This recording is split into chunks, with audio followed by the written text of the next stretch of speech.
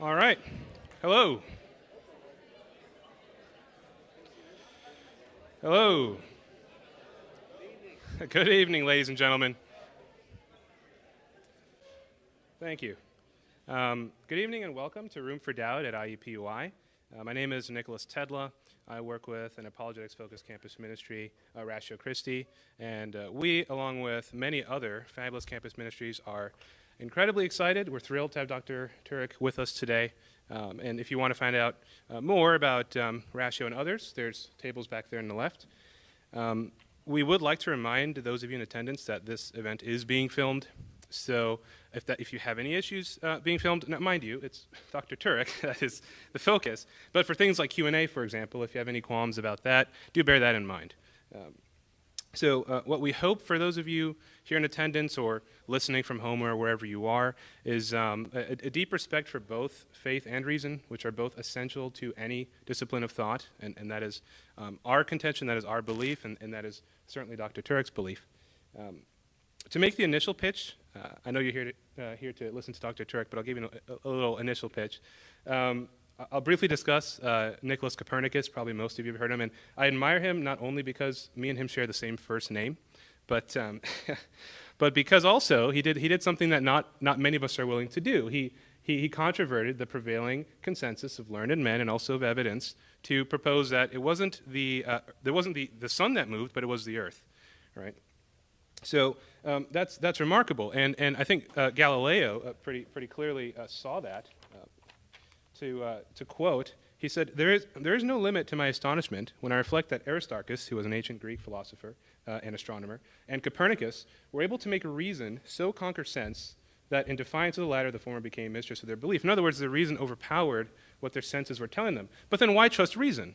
What good actually is reason? How do we know human reason has any ability to guide us to truth? Well, Galileo also wrote in a letter to the Grand Duchess Christina of Lorraine, I do not feel obliged to believe that the same God who has endowed us with senses, reason, and intellect has intended us to forego their use and by some other means to give us knowledge, which we can attain by them. In other words, their faith that the universe was created by a God who had a rational intellect, he created creatures that are inquisitive and also share in that same rational intellect, could access the things contained in that ordered universe. So, you'll get a fuller expounding of this and a lot more from Dr. Turek, but that's the idea. So. And finally, I would like to say so thank Copernicus and his faith, thank Galileo and his faith, and because that's what gives us heliocentrism, the belief that the sun is the center of our solar system. So and with that with that out of the way, I'll give you a brief rundown of the itinerary for the evening. It'll be approximately 2-hour talk by Dr. Turek. Following that, we'll have a 30-minute Q&A session. So we'll have a mic up for people to come down to, and I'll brief you on that when we actually approach that part of the evening. And with that said, I'm sure a lot of you know Dr. Turek and are excited to listen to him. If you would please join me in welcoming Dr. Frank Turek. Thanks, Nick. Well, good evening, Jaguars. Are there Boilermakers here, or are there Hoosiers here? You guys don't like the mix, the Jaguar mix, huh? All right. Well, let's go back to September 29th, 2006. That's when Petty Officer Michael Mansour is a United States Navy SEAL operating in Ramadi, Iraq. Mansour is standing on a roof in Ramadi, and he's standing in front of a doorway to this roof. He has 2 Navy SEAL teammates lying in the sniper-prone position at his feet. They've already taken AK-47 fire and a rocket-propelled grenade, but they're not exactly sure where the enemy is. There's a bit of a lull in the fighting. Insurgents have blocked off the streets in Ramadi, and there's someone on the loudspeaker in the town mosque yelling, "Kill the Americans!" As Mansour and his team are looking for the next attack, an insurgent from an unknown location throws a grenade up on the roof. It hits Mansour in the chest, and it falls to his feet. Due to the length of the throw, there's no opportunity to pick it up and throw it back. he has only a split second to make a decision.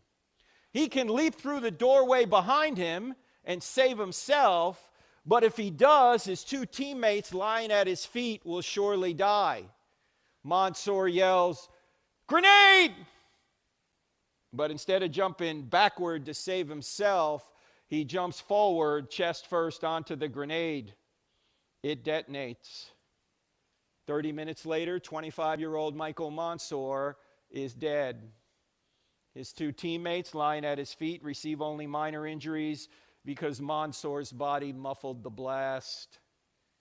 One of the survivors said at Mansour's funeral, "Mikey looked death in the face that day and said, 'You will not take my friends, I will go in their stead.'" I've never seen a United States president cry until April of 2008. That's when President George W. Bush invited Mansour's parents into the East Room of the White House to give them their son's Medal of Honor posthumously. The president couldn't even get through the citation without breaking down. Since then, Mansour's High School in Garden Grove, California, built a new stadium. They named it Michael A. Mansour Memorial Stadium. The golden trident insignia that the SEALs wear dominates the 50-yard line. January 2019, North Island, California, just outside of San Diego, the United States Navy commissioned the USS Michael Mansour, the newest guided missile destroyer in the fleet, Zumwalt class. This is Mansour's mother, Sally, being escorted onto the ship, named in honor of her fallen son. Now, why did they do this? Because Michael Mansour literally sacrificed himself to save his friends. "There's no greater love than to sacrifice yourself to save your friends," said Jesus of Nazareth before he went to the cross. Michael Mansour sacrificed himself to save his friends. The question is, would anyone sacrifice himself to save you? And the answer is, someone already has. His name is Jesus of Nazareth. But in today's culture, many people don't think the story's true. They think it's invented. After all, it was written down by religious people. We know religious people tend to embellish things. And it's got miracles in it, like a resurrection. How many people in this room, or even watching out there on the internet, have seen someone rise from the dead after you knew they were dead for at least 36 hours? Yeah, none of us. Yet if you're a Christian, you have to believe something none of us have ever seen. How rational is that? Well, I actually think it's quite easy to show that Christianity is true. You only need to answer 4 questions. In other words, if you investigate these 4 questions, I think you'll realize that the answer to these 4 questions is yes. And if the answer to these 4 questions is yes, then Christianity is true. What are the 4 questions? Here are the 4 questions.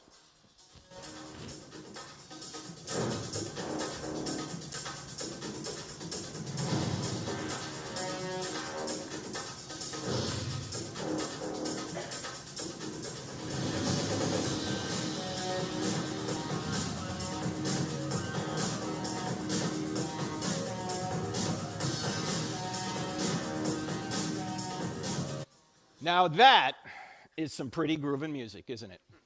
Yeah, that's actually from our TV show on every Wednesday nights on DirecTV channel 378. Anybody with DirecTV in here? DirecTV.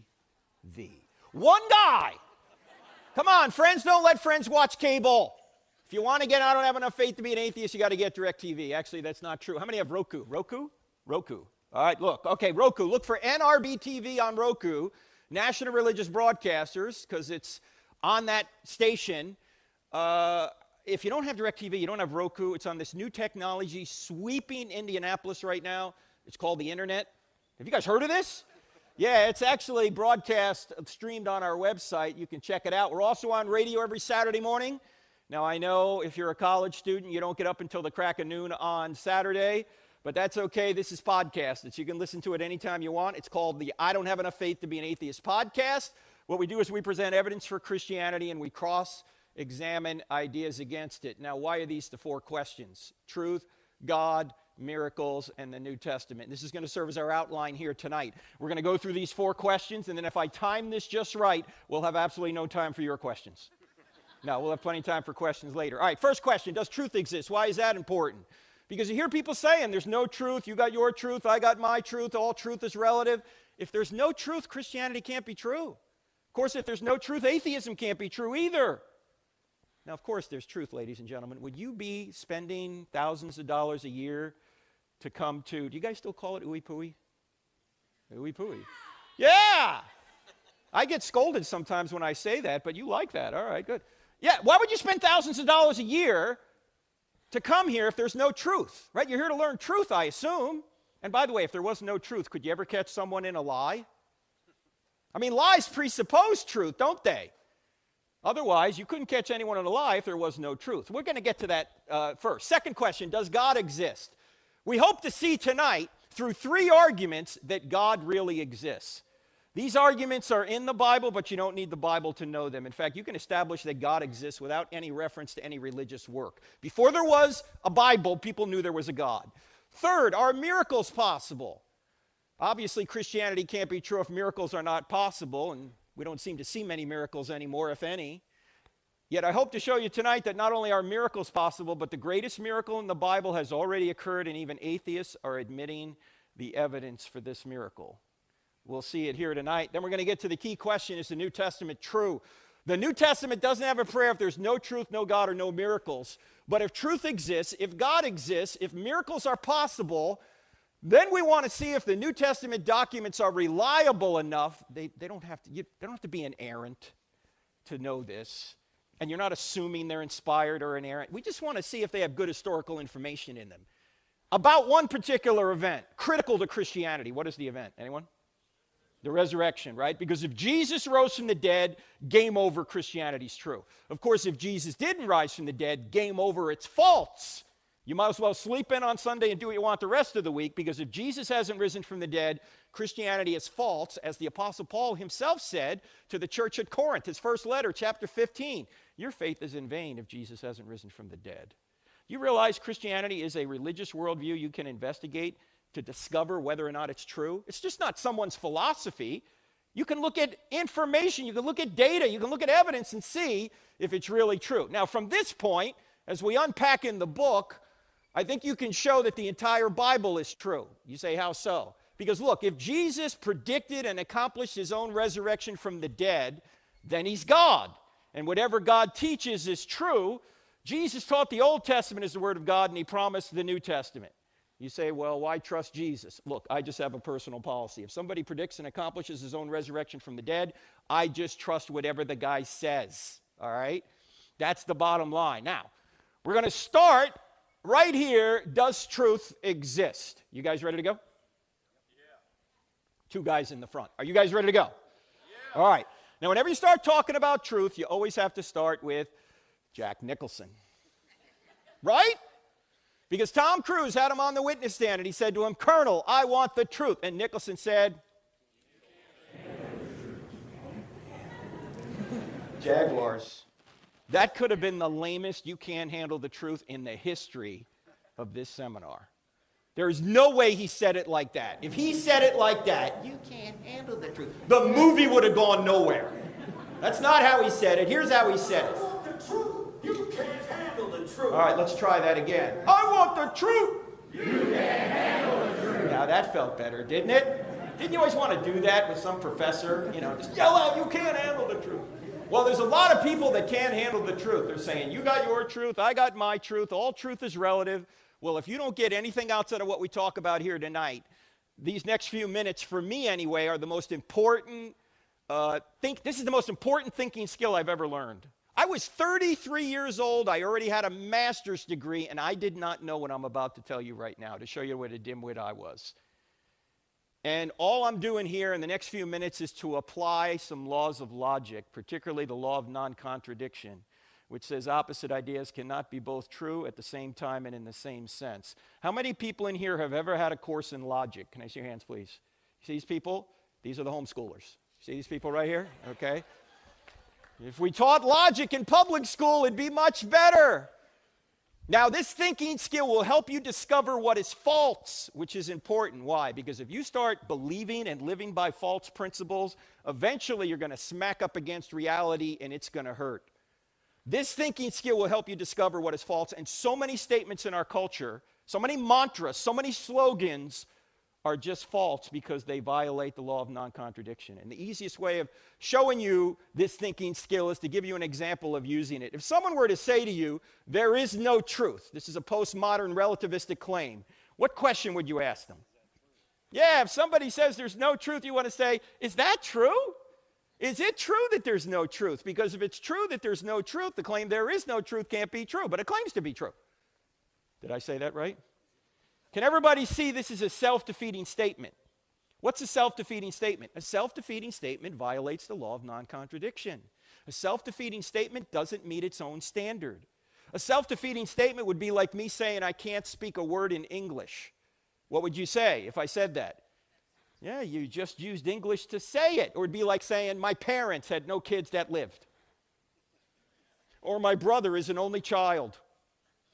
Or everything I say is a lie. Some of you will get that tomorrow. Or all generalizations are false. Some of you will never get that one, all right? Now, these self-defeating statements you can detect by doing one thing, turning the claim on itself.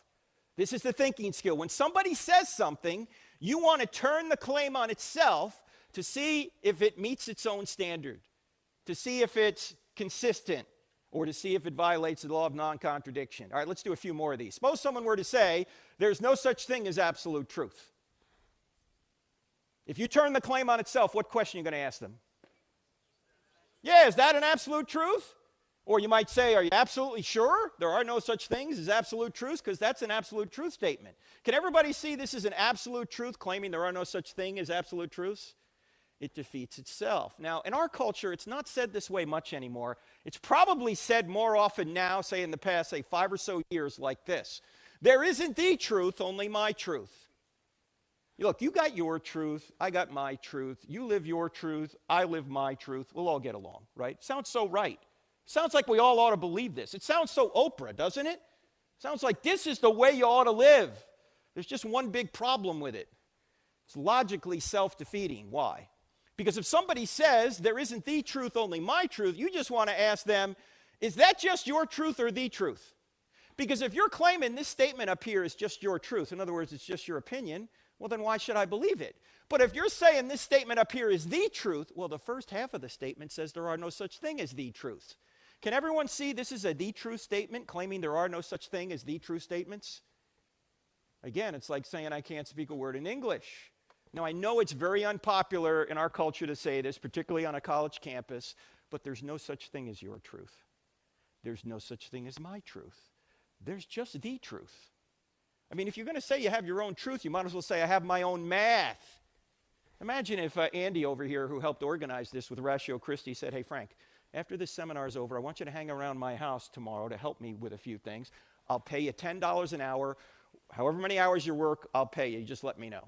And so I decided to do it. And actually, Andy would never do this. He doesn't pay that much. Anyway, but let's suppose I go over his house tomorrow and I work for 15 hours. And he goes, okay, what do I owe you? And I go, let's see, $10 an hour at $15 an hour. You owe me $150,000. He's going to go, no, I don't. I owe you $150,000. Suppose I were to say to him, oh, no, you don't understand, Andy. I have my own math. What's he going to say? You're crazy. There's not my math or your math. There's just math. There's not my truth or your truth. There's just truth. And until we realize that, a lot of people are going to suffer because they're trying to live their truth, and their truth's going to take them down a very painful path. Now, sometimes it isn't said this way. It's often said this way. It's true for you, but not for me. Well, Christianity may be true for you, but Buddhism's true for me. What do you say to that? This is also self-defeating. It's just a little bit more subtle. If somebody says it's true for you, but not for me, say, hey, is that true for everybody? Is true for you, but not for me, true for everybody? Because if true for you, but not for me is true for everybody, then true for you, but not for me can't be true because it's true for everybody. Did I say that right? I know this can give you intellectual constipation if you think about it long enough. but that's because it's self-defeating. Actually, there's a more fun way of dealing with this. If somebody says it's true for you but not for me, say, sure, go try that with your bank teller. Yeah, go to your bank teller and say, look, economy is down, inflation's up, I need some extra money. I'd like $100,000 out of my account. The bank teller looks at your account and says, I'm sorry, I only have $6.12 in your account. It's easy to get the money. You simply say, ha, that's true for you but not for me. Give me the $100,000. Are you going to get the money?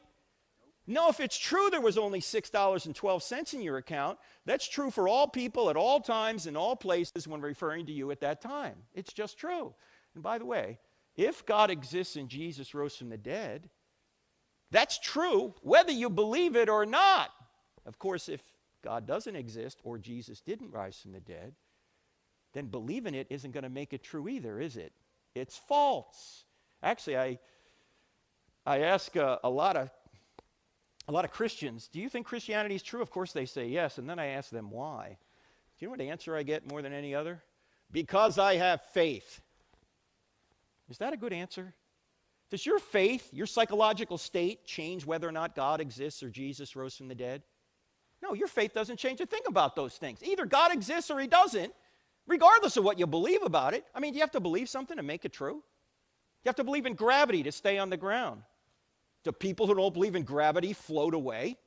Hey, look, there's another one. Hey, if you believe, you'll come back. No, that's not the way it works. You say, why is the Bible always talking about faith then? Because there's two kinds of faith. There's belief that, and then there's belief in. Very important distinction. Belief that is getting evidence that God exists, that Jesus rose from the dead, that the Bible's telling the truth. That's what we call apologetics. Doesn't mean we're saying we're sorry. It means we're given evidence that something is actually the case. But all the belief that in the world won't get your moral transgressions forgiven. For that, you got to go from belief that to belief in.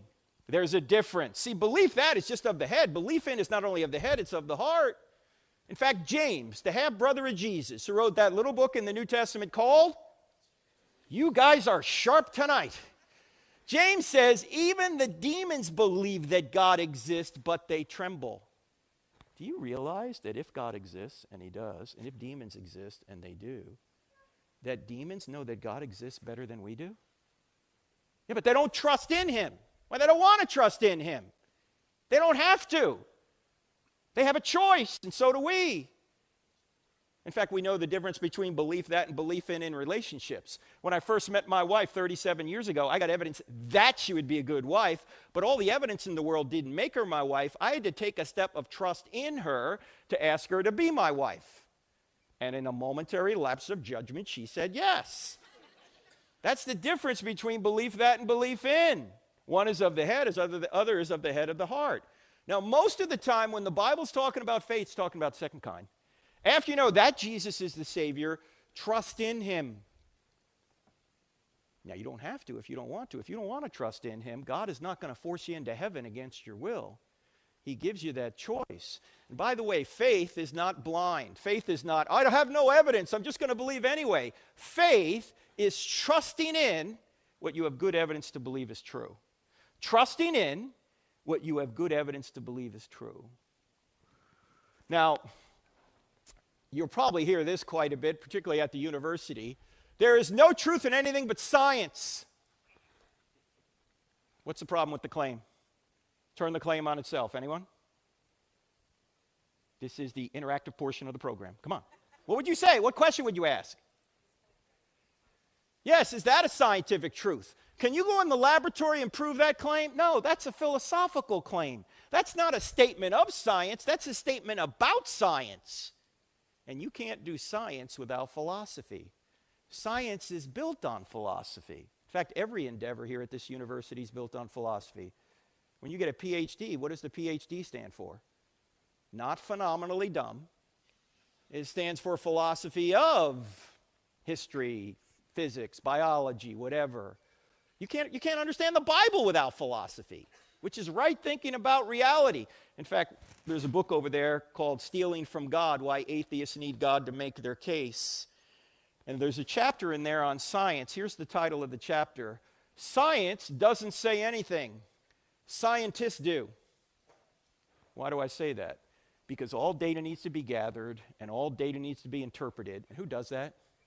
Scientists do that. And sometimes scientists disagree. You ever wonder why you get conflicting advice on COVID? You say, follow the science. Well, which science? Whose science? Look, if scientists have good data and they interpret it properly, you'll get good advice. If they got good data, don't interpret it properly, you'll get bad advice. If they got bad data, it doesn't matter how they interpret it, you'll get bad advice. If there's a political agenda, oh, that'll never happen. Why do we think that scientists are immune to the three great temptations the rest of us are not immune to? What are the three great temptations that can cause us to do immoral things? Sex, money, and power. Why? Because those things are good things. In fact, they're so good, we'll often take shortcuts to get them. I submit to you that if you follow the money and you follow the power, you have your answer as to why we've had such conflicting information on COVID. Also, when you have some scientists saying, you need to censor these other scientists, you know what's probably going on here? The people who are trying to censor the other people are probably lying. Sunlight is the best disinfectant, isn't it? Why don't you just let everybody say what they want to say, and we can sort through the evidence ourselves? So science doesn't say a word. By the way, this is also why you have disagreement over how we got here. Many scientists will say we got here through some evolutionary process. Other scientists will say, no, it looks like intelligence was involved. Why do they come to different conclusions? They're all looking at the same evidence. Well, one reason might be because if you're open to intelligent causes, you're open to intelligent causes or natural causes. Those are the only two types of causes. But if you're atheistic, you might rule out intelligent causes before you look at the evidence. Is it any wonder if you do that, why you always have to conclude it's a natural cause? You've ruled out the only other possible type of cause before you even looked at the evidence. Is that a result of the science or a result of the philosophy behind the science?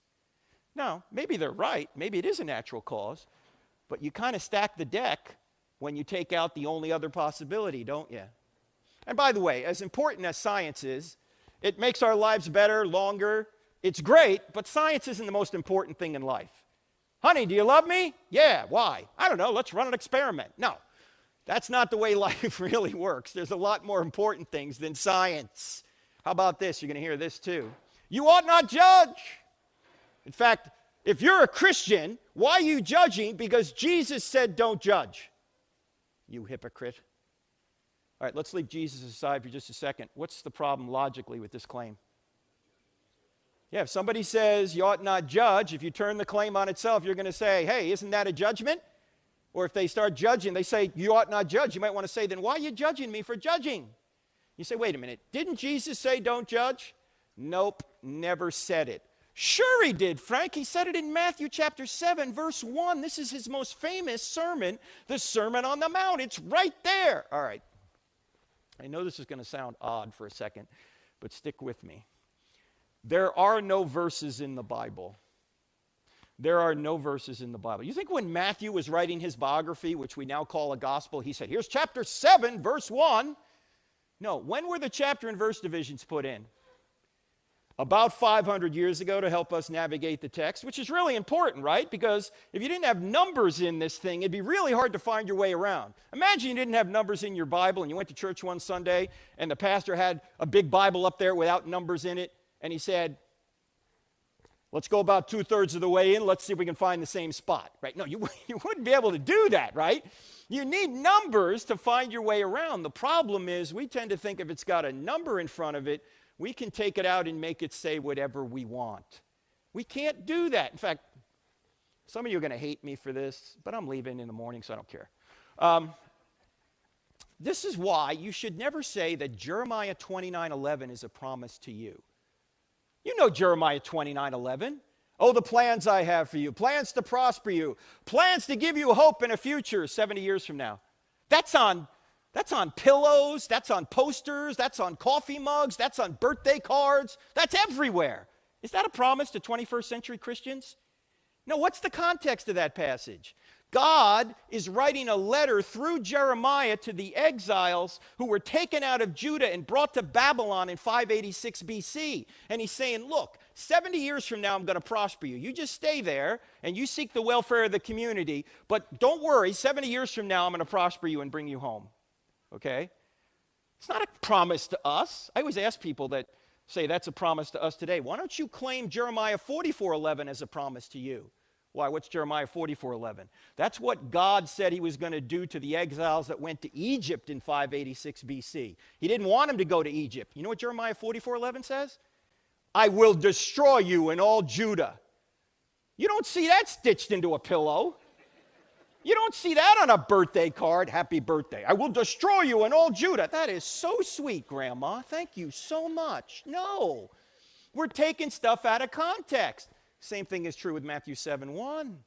He doesn't say, judge not, and he stops right there. What does he say? He says, judge not, lest you be judged by the same standard you judge others, you be judged by that standard. So before you try and take the speck out of your brother's eye, you hypocrite, which is a judgment, take the log out of your own eye first, then you'll be better able to help your brother. And then he goes on to say, don't cast your pearls before swine, which is another judgment, right?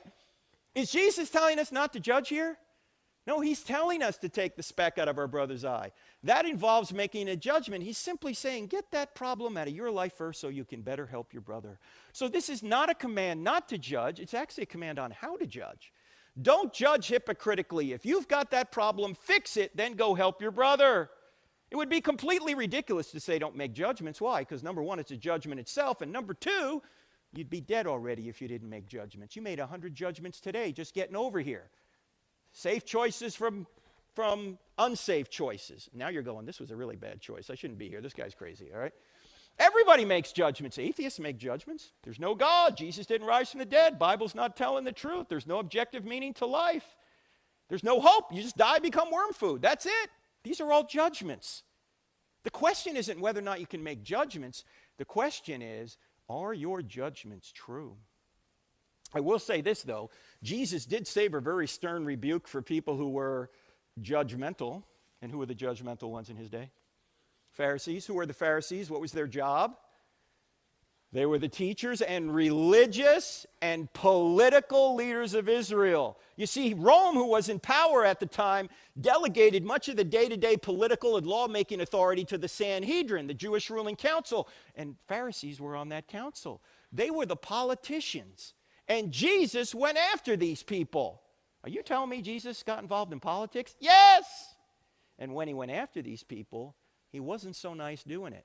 In fact, if you think Jesus was a sweet guy who's never said a bad word about anyone, you have not read John chapter 2, John chapter 8, or Matthew chapter 23. What happens in John chapter 2? Jesus makes a whip, and he goes and he jacks people up in the temple. Sweet and gentle Jesus did this? Yes! And then, in John chapter 8, he's having an argument with these Pharisees. He's right in the middle of the argument with them when he says, your father is the devil. Jesus, you can't say that. That's not very Christ-like. Excuse me, I am Christ. Can you imagine you're having an argument with somebody and you stop right in the middle and you go, your father is the devil. Never try that with a sibling, by the way. And then in Matthew 23, Jesus really goes off on these people when he says, woe to you, scribes and Pharisees, you hypocrites.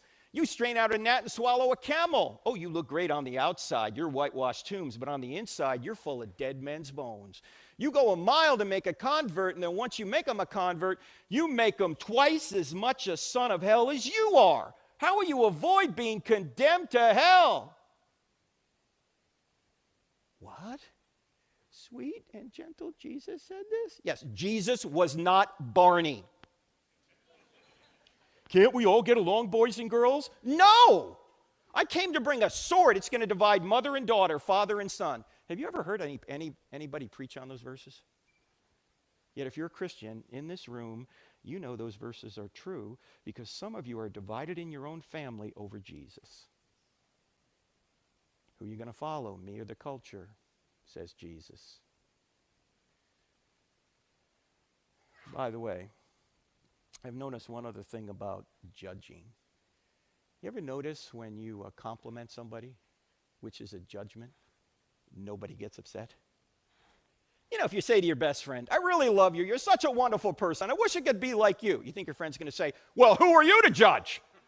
You think you're worse than me? No, your friend's never going to say that. See, I've noticed that people don't have a problem with judging. They just have a problem with judgments they don't like. In fact, if you tell somebody something that's true and they get upset with you, you just helped convict them. As Augustine said, we love the truth when it enlightens us. We hate the truth when it convicts us. For you military people in here, and by the way, I was in the Navy for 8 years, which stands for never again volunteer yourself. For you military people in here, you always get more flack when you're over the target. If you tell somebody something that's true and they're shooting back at you, you're over the target. They don't want their evil deeds exposed. As Jesus said, men love darkness rather than light. So we have to make judgments, but we have to make judgments without being judgmental. If you're a Christian, you're not going to get to heaven because you're better than anyone else. The only way you're getting to heaven is because Jesus was better than everybody else. He was perfect, and you put your trust in him. In fact, somebody said it this way: evangelism is just one beggar showing another beggar where the food is. So we have to make judgments, but we have to make judgments without being judgmental. Now, we could spend much more time on this, but we don't have it because there's so many more self-defeating statements. All I want to do at this point is sum it all up this way. Can everybody see that this statement right here shoots itself? Can everybody see that? Which means relativism and postmodernism are false because they claim it's true that there's no such thing as truth. And tragically, most of our universities and many of our high schools have bought into the truth that there is no truth. Well, why am I paying thousands of dollars a year to learn that? It's self-defeating. Now, a little bit later, we'll have the microphone set up for Q&A. This is actually one of our events at the University of Wisconsin at Madison. And there, they love the Bible about as much as the University of California at Berkeley does. And I may, if you're not a Christian and you ask a question, I may ask you a question, but it's not fair for me to do that unless I warn you in advance. So I'm going to tell you right now, here's the question I might ask you at the microphone. And it's a question that if you are a Christian, I think you should ask of other people you'd like to be a Christian. Here's the question. If Christianity were true, would you become a Christian? I've had atheists stand at that microphone in front of hundreds of people and say, no! No. How's that reasonable? How's that rational? It's not. The problem isn't here. The problem's here. They don't want it to be true. They don't want there to be a God. Why? Because they want to be God of their own lives. And most of the time I do too. Don't you? Our biggest problem is we want to be God. Many of us are not on a truth quest, we're on a happiness quest. And we're just going to believe whatever we think is going to make us, whatever's going to make us happy. Here's the problem. You can make yourself happy over the short term, doing a lot of fun but selfish things, yet over the long term, it's a disaster. And everyone in this room over 40 years old know what I'm talking about because many of us have tried it ourselves. If you want to get contentment, you got to go straight through truth, and Jesus is the truth. So always ask people, if Christianity were true, would you become a Christian? If the person hesitates or says no, it's not a head problem. It's a heart problem. They don't want it to be true. Now, an atheist could ask, well, if atheism were true, would you become an atheist? Fair question. Are we just believing something because we like it or we're used to it? Or are we believing it because it's really true? Eternity might depend on this. You know that? So truth does exist. You can't get away from it. To deny it is to actually make a truth claim. Actually, you can get away from it temporarily. How do you get away from it? You suppress it to go your own way. This is what Paul talks about in his letter to the Romans. We suppress the truth and unrighteousness to go our own way. We want to do this, but God says go this way, and we don't like that. But how do we even know it's true that God exists? That's the second question. So let's get into that. I mentioned 3 arguments. Here are the 3 arguments. There's more arguments for God than this, but we have limited time. The first argument is the argument from the beginning of the universe, known as the cosmological argument. Cosmological comes from the Greek word cosmos, which means world or universe. And it says if the universe had a beginning, it must have had a beginner. The second argument is the argument from design, known as the teleological argument. Telos is a Greek word meaning design or purpose. And if there's design in the universe and design in life, there must be a designer. Now, before I go any further, I want to tell you at the end of this, I'm going to give you this entire PowerPoint presentation. So if any of you want to remember any of this later, you don't have to write anything down. I'm going to send it to you, okay? Anyway. The third argument doesn't have any science behind it. It's more philosophical in nature, yet it's the argument you all have known since you were very small children. You've known this intuitively. It's the argument from morality known as the moral argument. And it says that there's one thing morally wrong out there, just one. Like it's wrong to murder 6 million people in a Holocaust. Or it's wrong to go into an elementary school and shoot 9-year-olds. There has to be a God. Why? Because if there is no standard beyond humanity, then everything's just a matter of opinion. That's just your opinion against Hitler's opinion, or your opinion against some child murderer's opinion. We know that murder isn't just a matter of opinion. If that's the case, there must be an external standard to us, a standard of righteousness and goodness and justice that we're obligated to obey. If that standard doesn't exist, then everything's a matter of opinion. Yet we know it does. Anyway, we'll get to that argument later. Let's start with the cosmological argument. You got to admit, it was worth coming out here tonight just to see God do that. Right? Some of you have said, I've never seen God move. Oh, really? Check this out. Now, this is the argument that many say points back to the Big. Now, I know there's some Christians in here going, Frank, we don't believe in the Big Bang. You guys don't believe in the Big Bang? I believe in the Big Bang. I just know who banged it. In fact, the evidence for the Big Bang is so good that even atheistic scientists have admitted it. Stephen Hawking, who was probably the top physicist in the world until he died about 6 years ago. As you know, Hawking was kind of a medical miracle. He had ALS for like 40 years. Normally, ALS will kill you in 2 years. He kept going. And he was probably the best-known physicist in the world when he died. An atheist, but here's what he said. Almost everyone now believes that the universe and time itself had a beginning at the Big Bang. Now, Hawking tried to come up with another explanation other than God for the beginning. He failed, but he's admitting the data. Space, time, and matter literally came into existence out of nothing. And there's a lot of scientific evidence for this. We're not going to look into it now. Why? Number one, we don't have time. Number two, it's all in the book, chapter 3.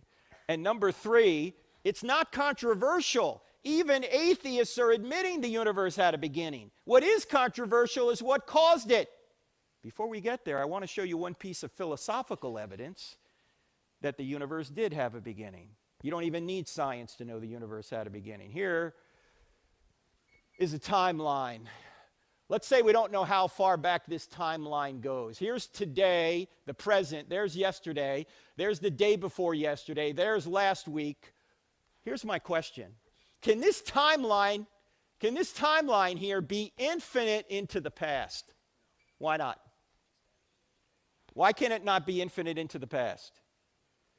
Because if there were an infinite number of days before today, this day, today, never would have gotten here.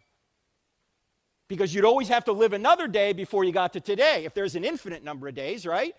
But today is here, which means what?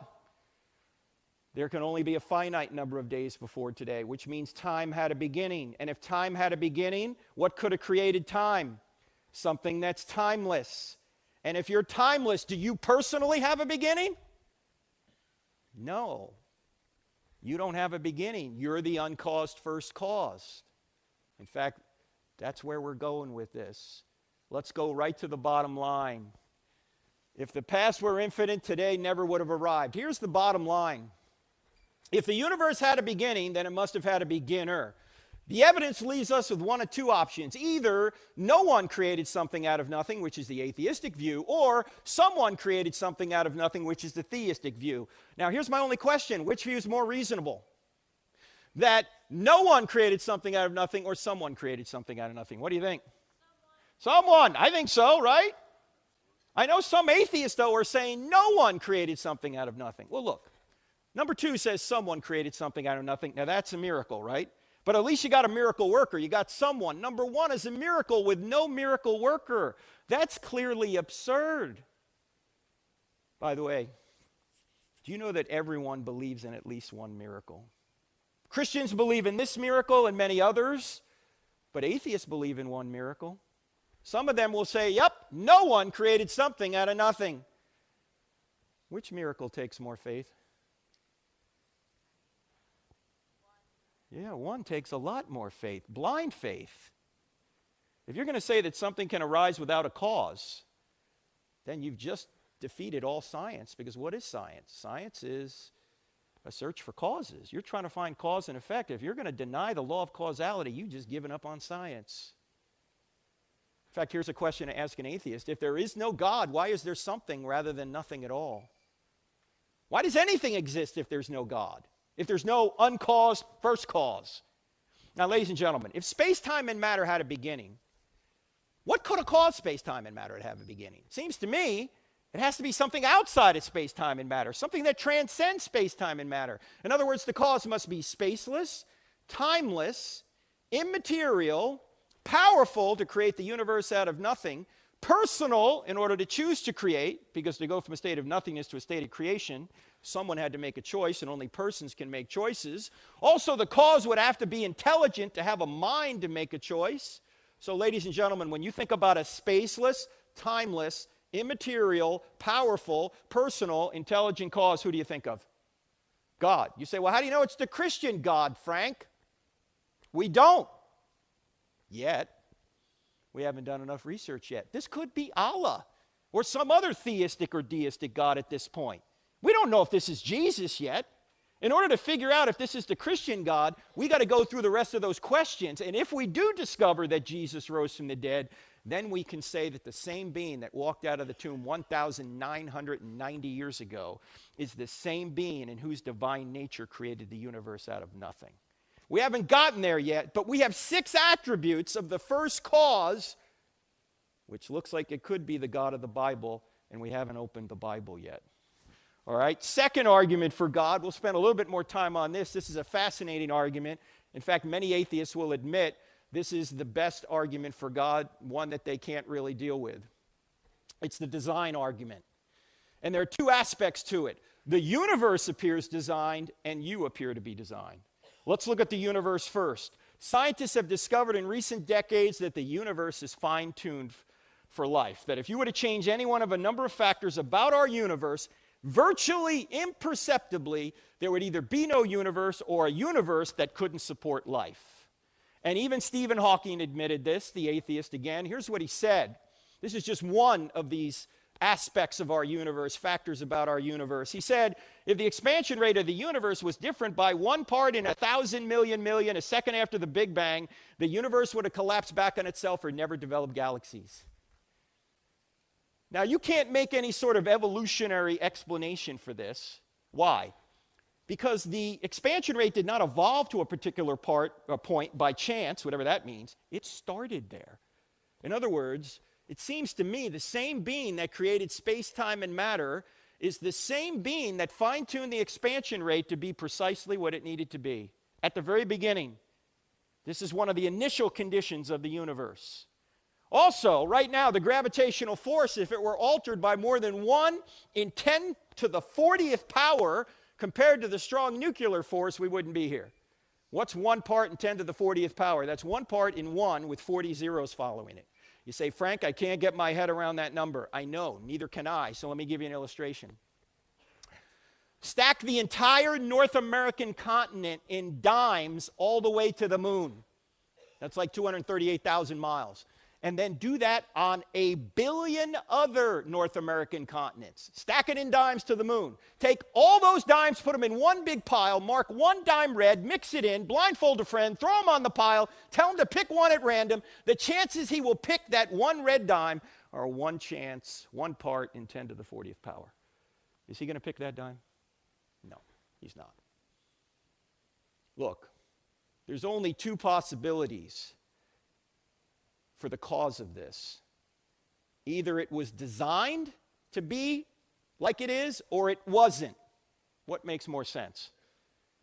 Design, obviously. You say, maybe chance did it. Ladies and gentlemen, is chance a cause? Does chance cause things? Who caused this? Chance, he was just here. No. Chance is not a cause. Chance is a word we use to describe mathematical possibilities. Chance doesn't do a thing. You know what scientists mean when they use the word chance? We don't know. Now, these are just two of probably a dozen of these. Change any one of them, the universe doesn't exist, or it can't support life, or both. But also our solar system appears to be designed with us in mind. Let's take a look at the solar system here. Here we are, third rock from the sun. If we were just a little bit closer to, a little bit further away, we couldn't survive. A little bit closer to, we'd burn up. A little bit further away, we'd freeze. We are what scientists call the Goldilocks zone. It's not too hot, it's not too cold, it is... That's a lie, it's way too cold here in the winter. Axial tilt, 23.5 degrees, change that slightly, we don't exist. Earth rotation, 24 hours, change that slightly, we don't exist. The size and distance of the moon from us, change that slightly, we don't exist. If Jupiter was not in its current orbit, we couldn't exist here on Earth. Why? What does Jupiter do for us? Yeah, its gravitational force is so strong that it attracts most of the meteors and space junk to it rather than us. It's a cosmic vacuum cleaner. In fact, if you take a close-up look at Jupiter, you know what these purple marks are? Those are comet fragment strikes that are bigger than the Earth. Thank God for Jupiter. Saturn does the same thing. In fact, you want to see the size of the planets? Check this out. Here they are. Jupiter, Saturn, Uranus, Neptune, Earth. Look at poor Pluto down here. You know, Pluto recently has been demoted as a planet. I don't know about you, but I think it's size discrimination. And what if Pluto identifies as a planet? What then? You bigots. Take a look at this. You can hardly see Pluto. Take a look at this. That's Arcturus, another star in our galaxy. Here's the sun. Jupiter, 1 pixel in size on this scale. Earth, Pluto, forget about them. All right, keep an eye on Arcturus. Where's Arcturus now? Way over here, right of Regal. That's Antares, another star in our galaxy. This is not outside our galaxy, in our galaxy. The sun is 1 pixel in size on this scale. Jupiter is invisible. Earth, Pluto, forget about them. In fact, if the Earth was the size of a golf ball, Betelgeuse here would be... Look, I don't name the stars, all right? If the Earth was the size of a golf ball, Betelgeuse would be 5 or 6 Empire State Buildings high. The heavens are awesome. And that's just in our galaxy. And the average distance between stars in our galaxy is 30 trillion miles, and all that distance is necessary for us to exist here on Earth. Now, 30 trillion miles, how far is that? Far. It'll take you at least 2 tanks of gas on a Toyota Prius to go 30 trillion miles. You remember when we had a space shuttle that went around the Earth? You remember those days? You know, when the space shuttle was in orbit around the Earth, it was traveling at about 18,000 miles an hour. That's 5 miles per second. You got trouble getting to school in the morning? Take the space shuttle, right? You'll be 5 miles a second. Well, I did a little calculation to try and figure out how long would it take us if we could get in the space shuttle and go from our star, the sun, to another star an average distance away inside our galaxy, 30 trillion miles. In other words, how long would it take us to go 30 trillion miles if we could go 5 miles per second? How long do you think it would take us? A long time. Yeah, you must be a math major. Yeah. It would take us 201,450 years. That means if you got in the space shuttle at the time of Christ and started traveling from our star, the sun, to another star an average distance away inside our galaxy, you've been going 5 miles a second for 2,000 years, you would be less than 1/100th of the way there right now. And we're going to explore space. No, we're not. We're not going anywhere in space. We can hardly get out of our solar system. You know, it took us 9 years to get to Pluto. 9 years. Think about this. If our solar system was the size of a quarter with the sun at the center and Pluto on the outer rim, you know where the next nearest star is? It's 2 football fields away. The heavens are awesome. In fact, even if we could go light speed, 186,000 miles per second, it would take you almost 4 years to get to the next nearest star. And that's just in our galaxy. Now notice what the psalmist says about the heavens and God's love. For as high as the heavens are above the earth, so great is his love for those who fear him. How high are the heavens above the earth? I mean, if it's going to take us 200,000 years at 5 miles a second just to go between stars in our galaxy, how many stars are out there? Well, the Hubble Space Telescope has helped us discover that. About 20 years ago, they trained the Hubble Space Telescope on 1/26 millionth of the sky. What's 1/26 millionth of the sky? Go outside tonight, put a piece of rice on the end of your finger, hold it up. That piece of rice represents about 1/26 millionth of the sky. This is called Hubble Ultra Deep Field. I don't know if you can see this along the bottom of this slide, but you see down here, these are mountains right here. See that? This is the southern hemisphere. I'm going to show you the film they put together as a result of Hubble Ultra Deep Field. When I start this thing, you're going to see the constellations come up, and then Hubble is going to zoom out to 1/26 millionth of the sky. There is no audio. It's just video, very short. You guys ready? Okay, here we go. Hubble Ultra Deep Field. There are the constellations. Now let's go see what they found.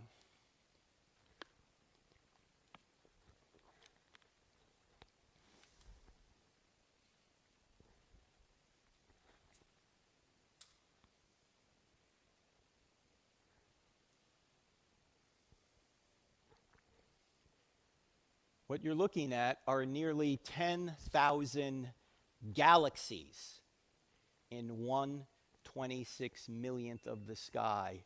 Each of these galaxies allegedly have billions of stars of their own.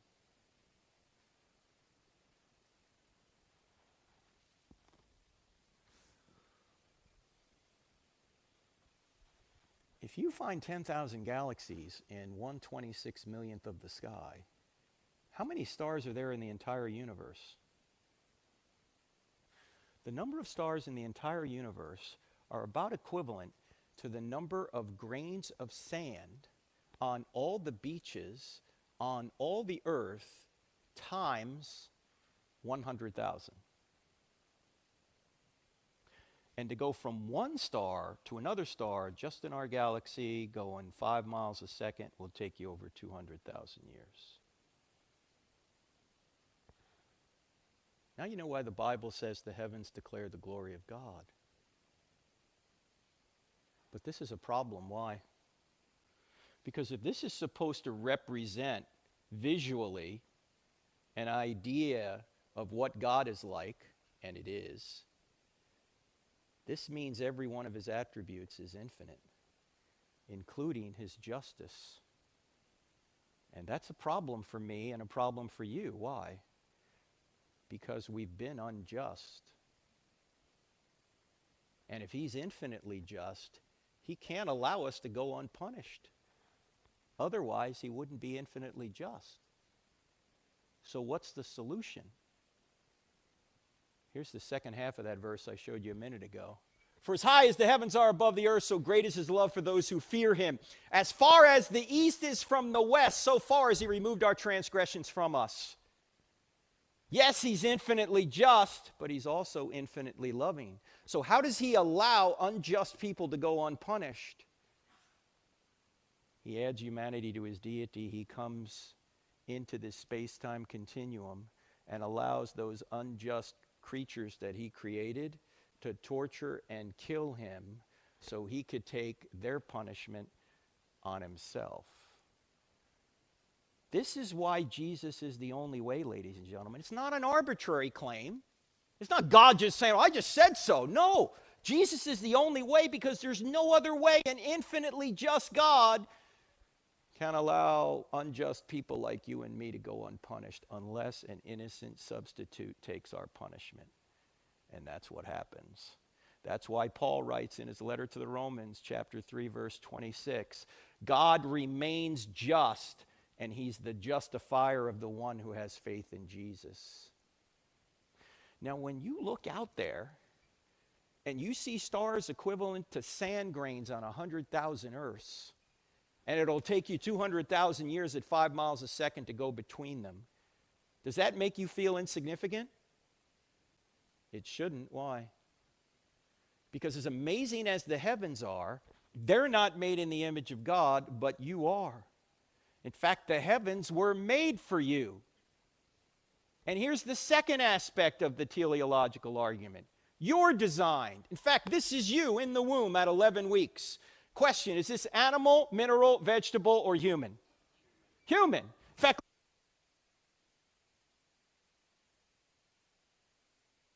to conceive you. Have you guys had this talk before? I see some young people in here, so I'll try and be discreet. I also see some older people in here, so I'll try and be discreet as well, just in case you've forgotten how this works. Okay? When your mother and your father got together to conceive you, your mother unconsciously perfumed her egg to attract your father, and then your father sent the entire population of the United States, 300 million soldiers, toward your mother's egg. And then there was a race, and you won. Don't let anyone ever tell you you're not special. That's right, you can give yourselves a hand, of course. You beat out 300 million others. You have blown away anything Michael Phelps has done. Now, seeing some of you limp in here earlier makes it hard for me to believe you were the fastest soldier in the gene pool, but you were. Now, your soldier was 20 to 30 times smaller than a grain of salt, yet it contained half of the 3.5 billion letter genome, your software program, your DNA, all the letters in the right order. And your mother's egg was about the size of a period at the end of a sentence in an average book. And it contained the other half of the 3.5 billion letter genome, your software program, your DNA, that makes you you. And when your soldier and your egg came together, a new 100% genetic human being was created. You know, you have not received any more genetic information from this point till right now. Your genetic information has just duplicated itself. In fact, there were only 4 things separating you from adulthood: time, air, water, and food. Those are the same 4 things that separate a 2-year-old from adulthood. Does this have implications on the abortion issue? Yeah. We don't kill the 2-year-old. Why do we kill the unborn child in the womb? Genetically, it's the same. You say, wait a minute, Frank, you can't legislate morality. All right, no extra charge for this, friends. This was a subject of our first book, creatively titled Legislating Morality. All laws legislate morality. Every law declares one behavior right and the opposite behavior wrong. You can't think of a law that doesn't legislate morality. The only question is, whose morality will we legislate? And when someone says, well, don't impose your morals on me, I say, why not? Would that be immoral? See, because you're imposing your morals on me right now. You're saying I ought not impose ought-nots. Why do you get to impose ought-nots, but I don't? Actually, the better answer is this. When somebody says, don't impose your morals on me, I think you ought to say, these aren't my morals. I didn't make this stuff up. I didn't make up the fact that murder's wrong, that rape is wrong, that abortion's wrong, that theft is wrong, that men were made for women and women were made for men. And the best way to perpetuate and stabilize society, which is the reason the government's involved in marriage to begin with, is to legally recognize that man-woman relationship over every other relationship. I didn't make any of this stuff up. This isn't my morality. This isn't your morality. This just happens to be the morality. The one Thomas Jefferson said was self-evident. The one the Apostle Paul said, the Gentiles are not of the law written on their hearts. So look, if you've got a problem with demorality, you don't have a problem with me. I didn't make it up. You have a problem with the Creator upon whose nature this morality is derived. All right, no extra charge for that. Let's go back to this. From this point till right now, a construction project of astonishing complexity began taking place. Cells began multiplying at a rate of 4,000 cells per second. Brain cells began multiplying at a rate of 100,000 cells per second, for most of you anyway. Some cells became brain cells, others lung cells, others heart cells. How did they know how to do this? Nobody knows. Some cells went so far across you to become what they needed to become that it would be equivalent to you today walking across the United States alone. And that construction project continues to this very moment. You just made 4 million new red blood cells. You just made another 4 million new red blood cells.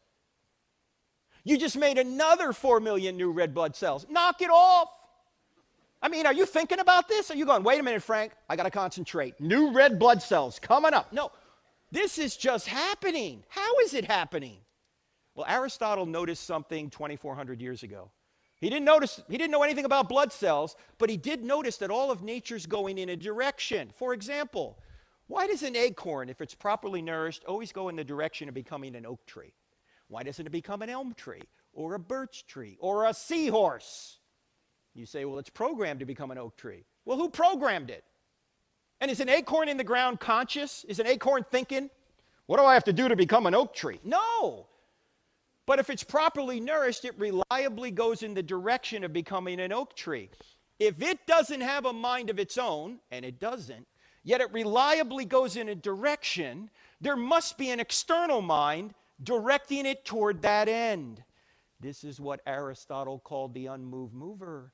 Thomas Aquinas came along in the 1200s AD and he said, this is going to be my 5th way to argue for God, that all of nature's going in a direction. If it's going in a direction, there must be somebody directing it. This is why we can do science, ladies and gentlemen, because nature's orderly. It goes in a direction. It's reliable cause and effect. Now notice, this is not a Big Bang cause way back when. That's another argument.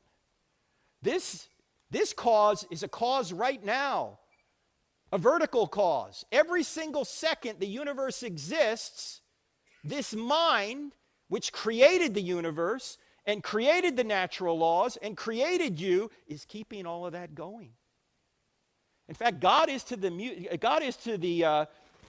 universe what a band is to music. If a band were up here playing the music, the band would be creating and sustaining the music. What would happen to the music the second the band stopped playing? Music would be over, right? Same thing is true with God. Creates the universe, creates the natural laws that govern it, and creates you, and he sustains the universe, the natural laws that govern it, and he sustains you every single second. This is why the Apostle Paul could come along and say, in him we live and move and have our being. And Jesus holds all things together.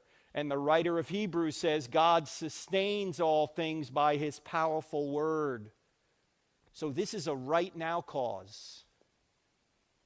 And it seems to me without this, the universe would be chaotic if it existed at all, and we wouldn't exist either. Now, there's a lot more in the Stealing from God book, but we got to do one more argument for God, and that is the moral argument. Now, in order to get into this argument, I want to ask you guys a question.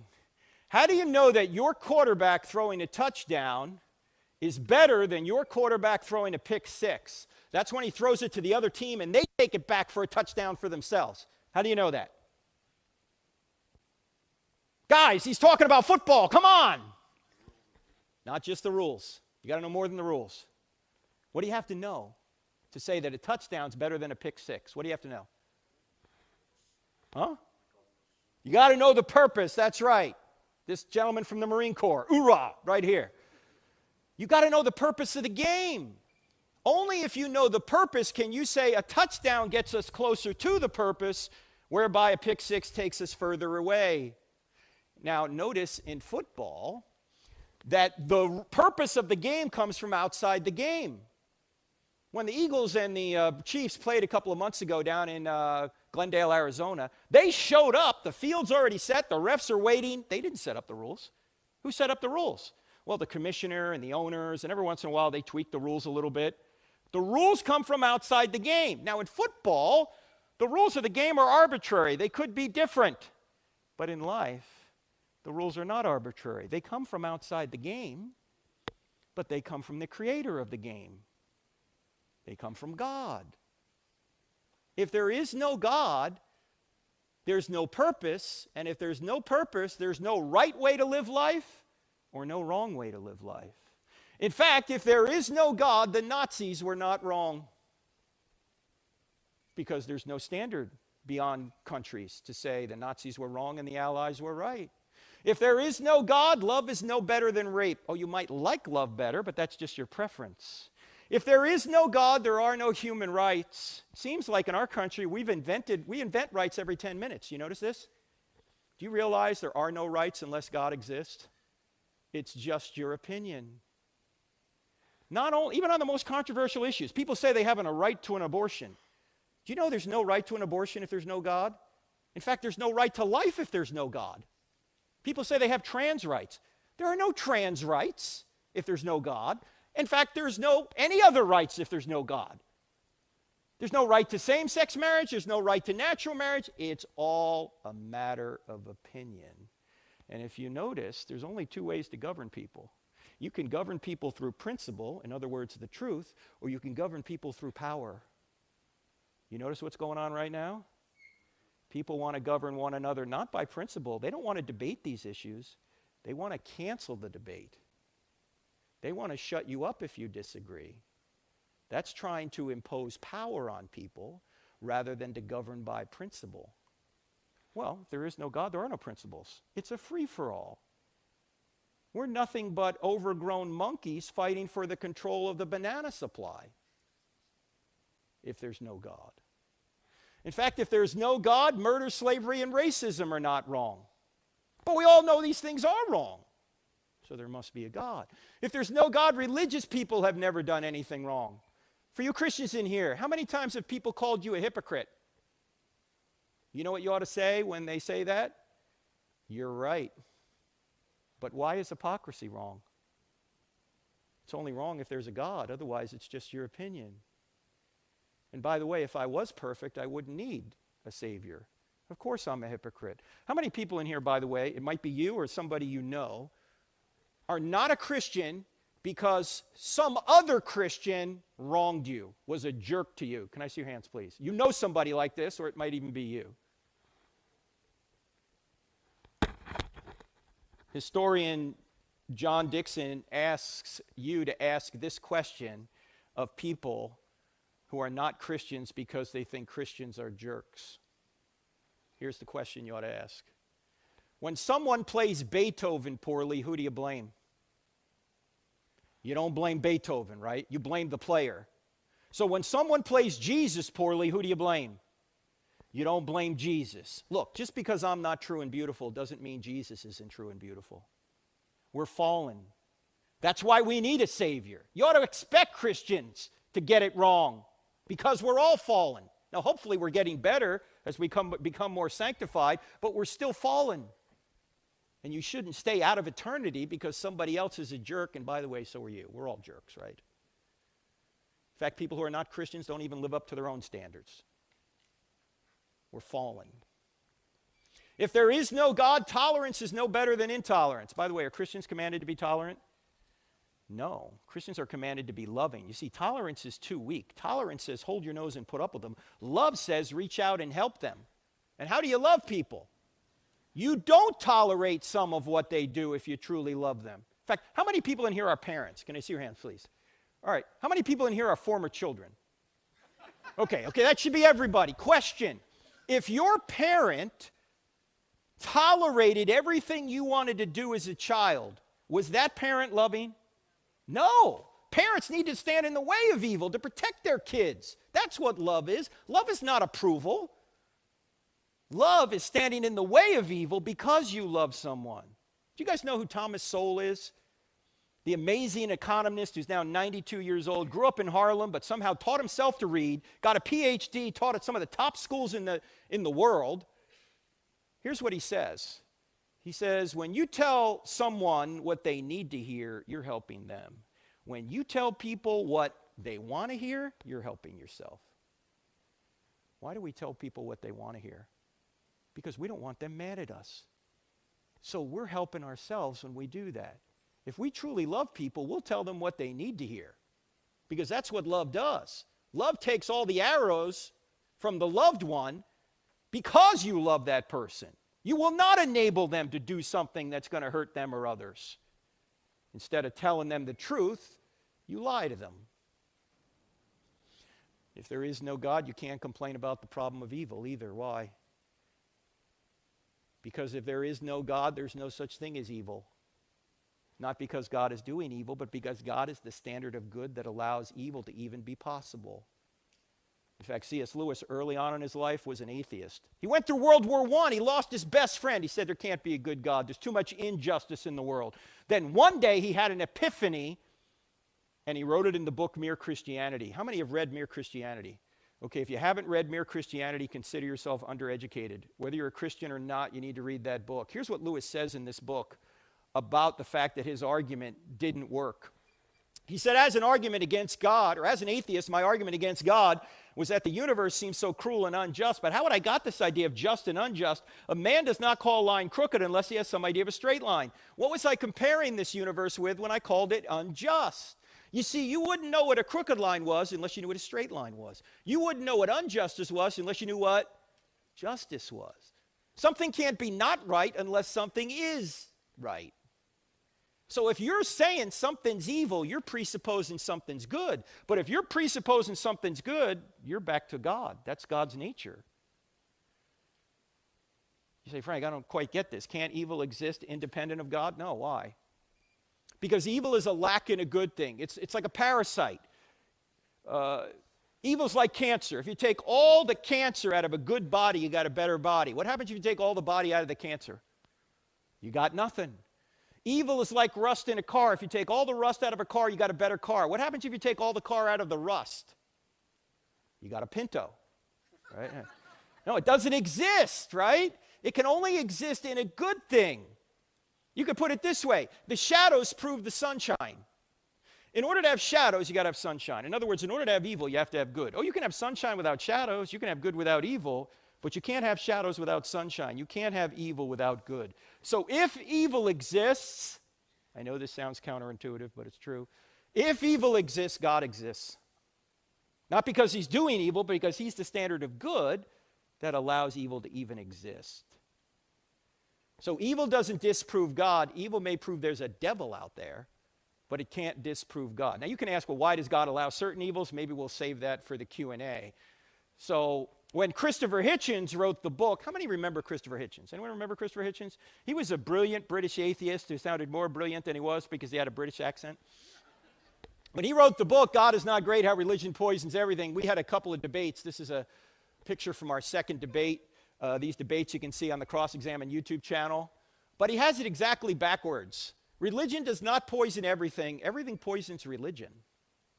I poison religion because I can't live up to the pure words of Christ. But if I could, I wouldn't need him. In fact, in this debate, the College of New Jersey, I said, Christopher, I'm a hypocrite. I can't live up to what Jesus told me to live up to. But if I could, I wouldn't need him.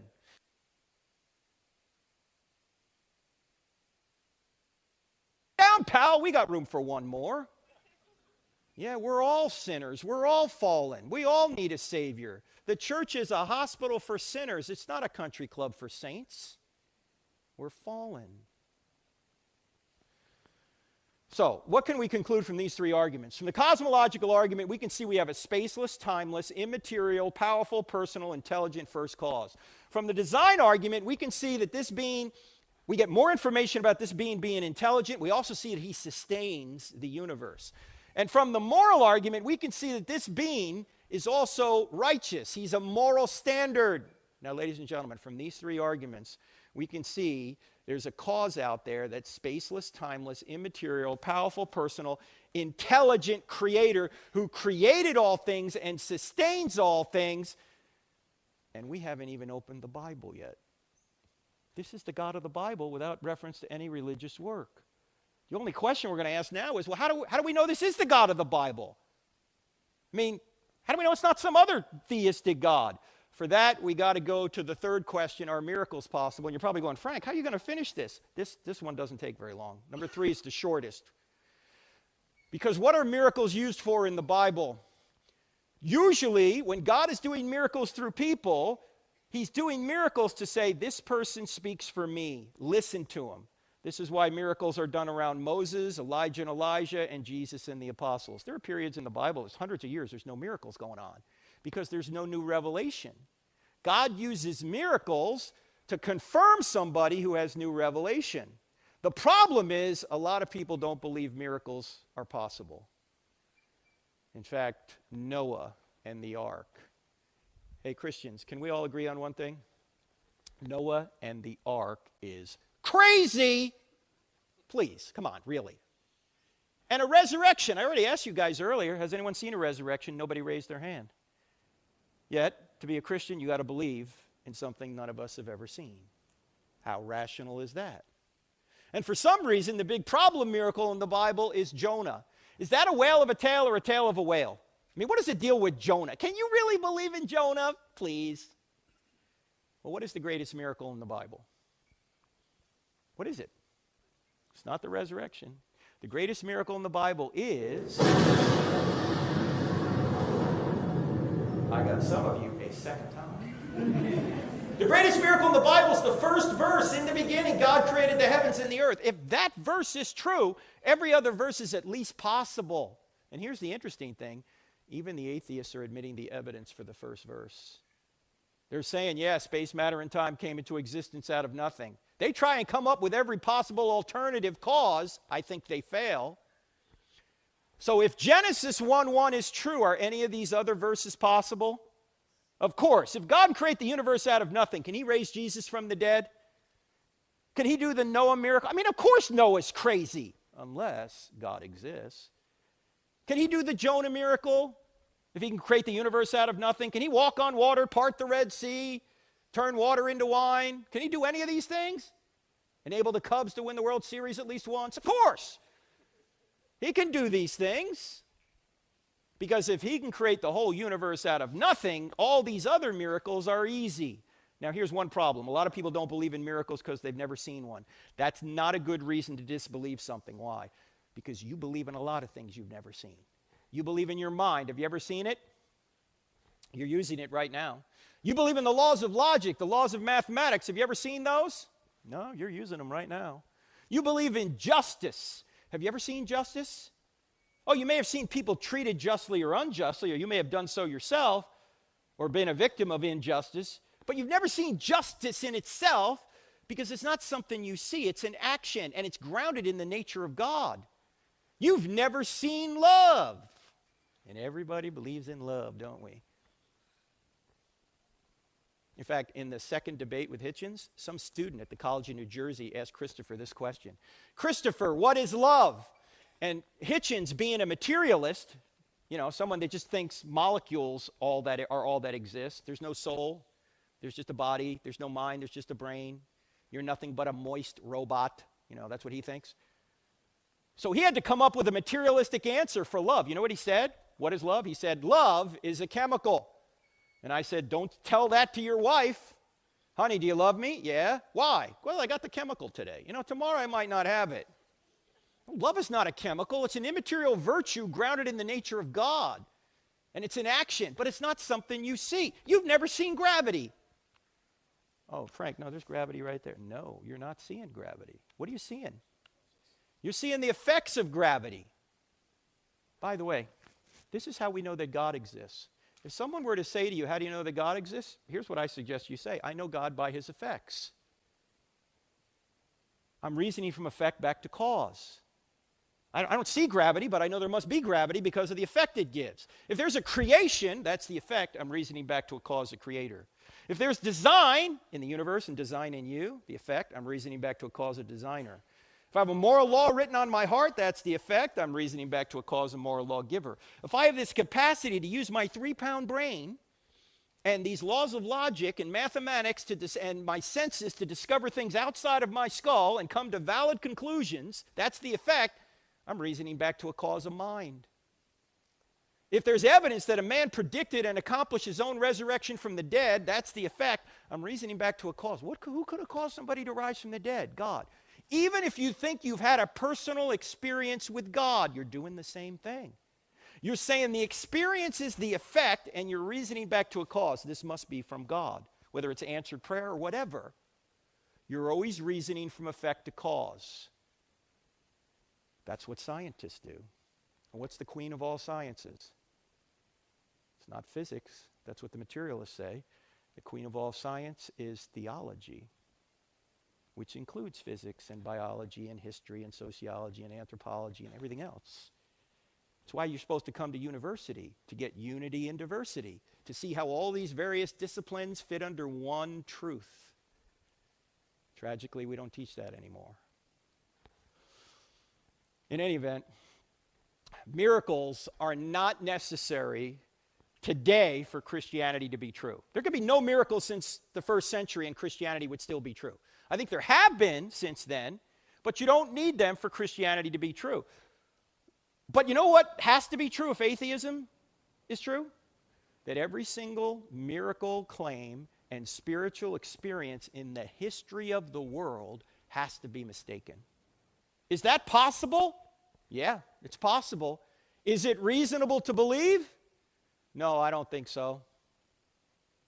And by the way, if miracles do occur today or anytime, you shouldn't expect to see many of them. Why? Because by definition, miracles are rare events. If they occurred all the time, they wouldn't get our attention. I mean, imagine if resurrections occurred routinely. What would the resurrection of Christ mean to us? Nothing. You go to somebody and you go, Uncle, or you go to somebody and you say, Jesus rose from the dead to prove he was God. And the guy goes, so what? Uncle George just rose from the dead 2 weeks ago. Now I got to give the inheritance back. No. No, if people were popping up from the dead all the time, the resurrection of Christ would mean nothing. So they have to be rare events to get our attention. So we know that miracles are possible because God does exist, and the greatest miracle is Genesis 1, and we even have scientific evidence for that. The next and final question is, well, is the New Testament true, particularly about the resurrection? Do we really know that Jesus rose from the dead? What evidence do we have for that? Now, in the book, we have at least 10 reasons why the New Testament writers are telling the truth. We don't have time for that tonight. We've got to get to questions here soon. I'm just going to show you 2 of them briefly, okay, that the New Testament writers are telling the truth. The first is called embarrassing stories. What are embarrassing stories? Historians know that if there's something embarrassing to the author or authors in a text, it's probably true. Why would it be true?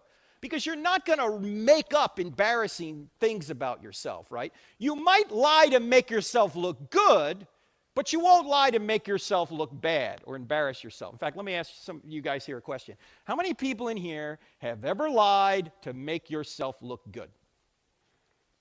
If you don't have your hand up right now, you're lying to make yourself look good, and it's not working. We know you're lying. All right, how many people in here have ever lied to make yourself look bad? No, you don't do that. You might lie to make yourself look good, but you won't lie to embarrass yourself. Well, the New Testament writers have filled the New Testament with embarrassing stories they never would have invented. They're not making it up. That's why we call this the duh factor. In fact, let me just give you a few of these. Jesus calls Peter, their leader, Satan. Do you think they invented this? Do you think Mark, who wrote this down at one point, said to Peter, hey, Pete, I'm going to make this a real interesting story. I'm going to have the Lord call you Satan. What do you think Peter would have said? Have him call you Satan. Look, I'm the leader here. This doesn't look good. And then Peter says, Lord, I'll never deny you. What does he wind up doing? He denies him 3 times. And then at the crucifixion, all the disciples, maybe with the exception of one, they all run away. This is like a Monty Python movie. Run away. They all run away. And who are the brave ones? The women. The women are the brave ones. Now, who wrote the New Testament down? Men. Now, what man is going to invent that he was hiding for fear of the Jews while the women went down and discovered the empty tomb? Would any man in here invent that? I mean, if I was inventing it, I'd make myself look good, wouldn't you? I mean, I'd write something down like this. Let's see, we marched right down there, and we overpowered that elite Roman guard. Yeah, that sounds pretty good. What do you think? John said, get out. Peter, roundhouse kicked him. Thomas said, we'll be back. No doubt. And then on Sunday morning, we marched right down to the tomb, and we saw Jesus, who congratulated us on our great faith. And then we went and comforted the trembling women. I would never say it was Mr. Sissy Pants while the women went down to discover the empty tomb. And oh, by the way, why would you never say the women were the first witnesses in that culture? Forget about the fact it was embarrassing to men. It was. But independent of that, why would you never say the women were the first witnesses? because a woman's testimony was not considered on par with that of a man. So if you're making up the New Testament story, you'd only have the men be the first witnesses. Yet all 4 Gospels say the women were the first witnesses, which is telling us what? They really were, as embarrassing as it was. In fact, one of them was a formerly demon-possessed woman. Gee, what a great witness. Very credible there. No, they're not making this up. I actually had a woman come up to me once, and she said, Frank, I know why Jesus appeared to the women first. I said, why? And she said, because he wanted to get the story out. I said, that is an excellent point. I had not thought of that. Because ladies, when your man comes home from work, does he say much? There could have been a nuclear explosion down at the plant. He's not going to tell you. You'll see it on the news before you hear it from him. You'll be watching the news going, hey, hon, what happened? Oh, yeah, forgot to tell you. A nuke blew up. I've been hot for 3 days. What's for dinner? And he's not going to tell you. I can't even believe this next passage is in the New Testament, but it is. Do you know the end of the Gospel of Matthew, the biography of Matthew, we call a gospel? The Great Commission. This is the climax. Jesus takes his disciples up on a hill in Galilee to give them the Great Commission. You know where he says, go, therefore, make disciples of all nations. Notice he doesn't say make believers. Make disciples, right? Anyway, it says right there in verse 17, those disciples, about them, it's in verse 17, it says this, some believed, but some doubted. What? He's standing resurrected right in front of them, and they're saying they're doubting. It's like they're standing there going, you see that guy over there? Yep. That guy over there is Jesus. Oh, no, it can't be. He was just killed not long ago. No, I'm telling you, it's him. Look, Jesus is dead. The Romans killed him. I'm telling you, it's him. Jesus is dead. They nailed him to a cross. They whipped him before that. They put a spear in his side. Blood and water came out. I'm telling you, Jesus is dead. It's him. It can't be him. If the Romans didn't kill him, they'd have been killed themselves. I'm telling you, it's him. It can't be. It is. How do you know?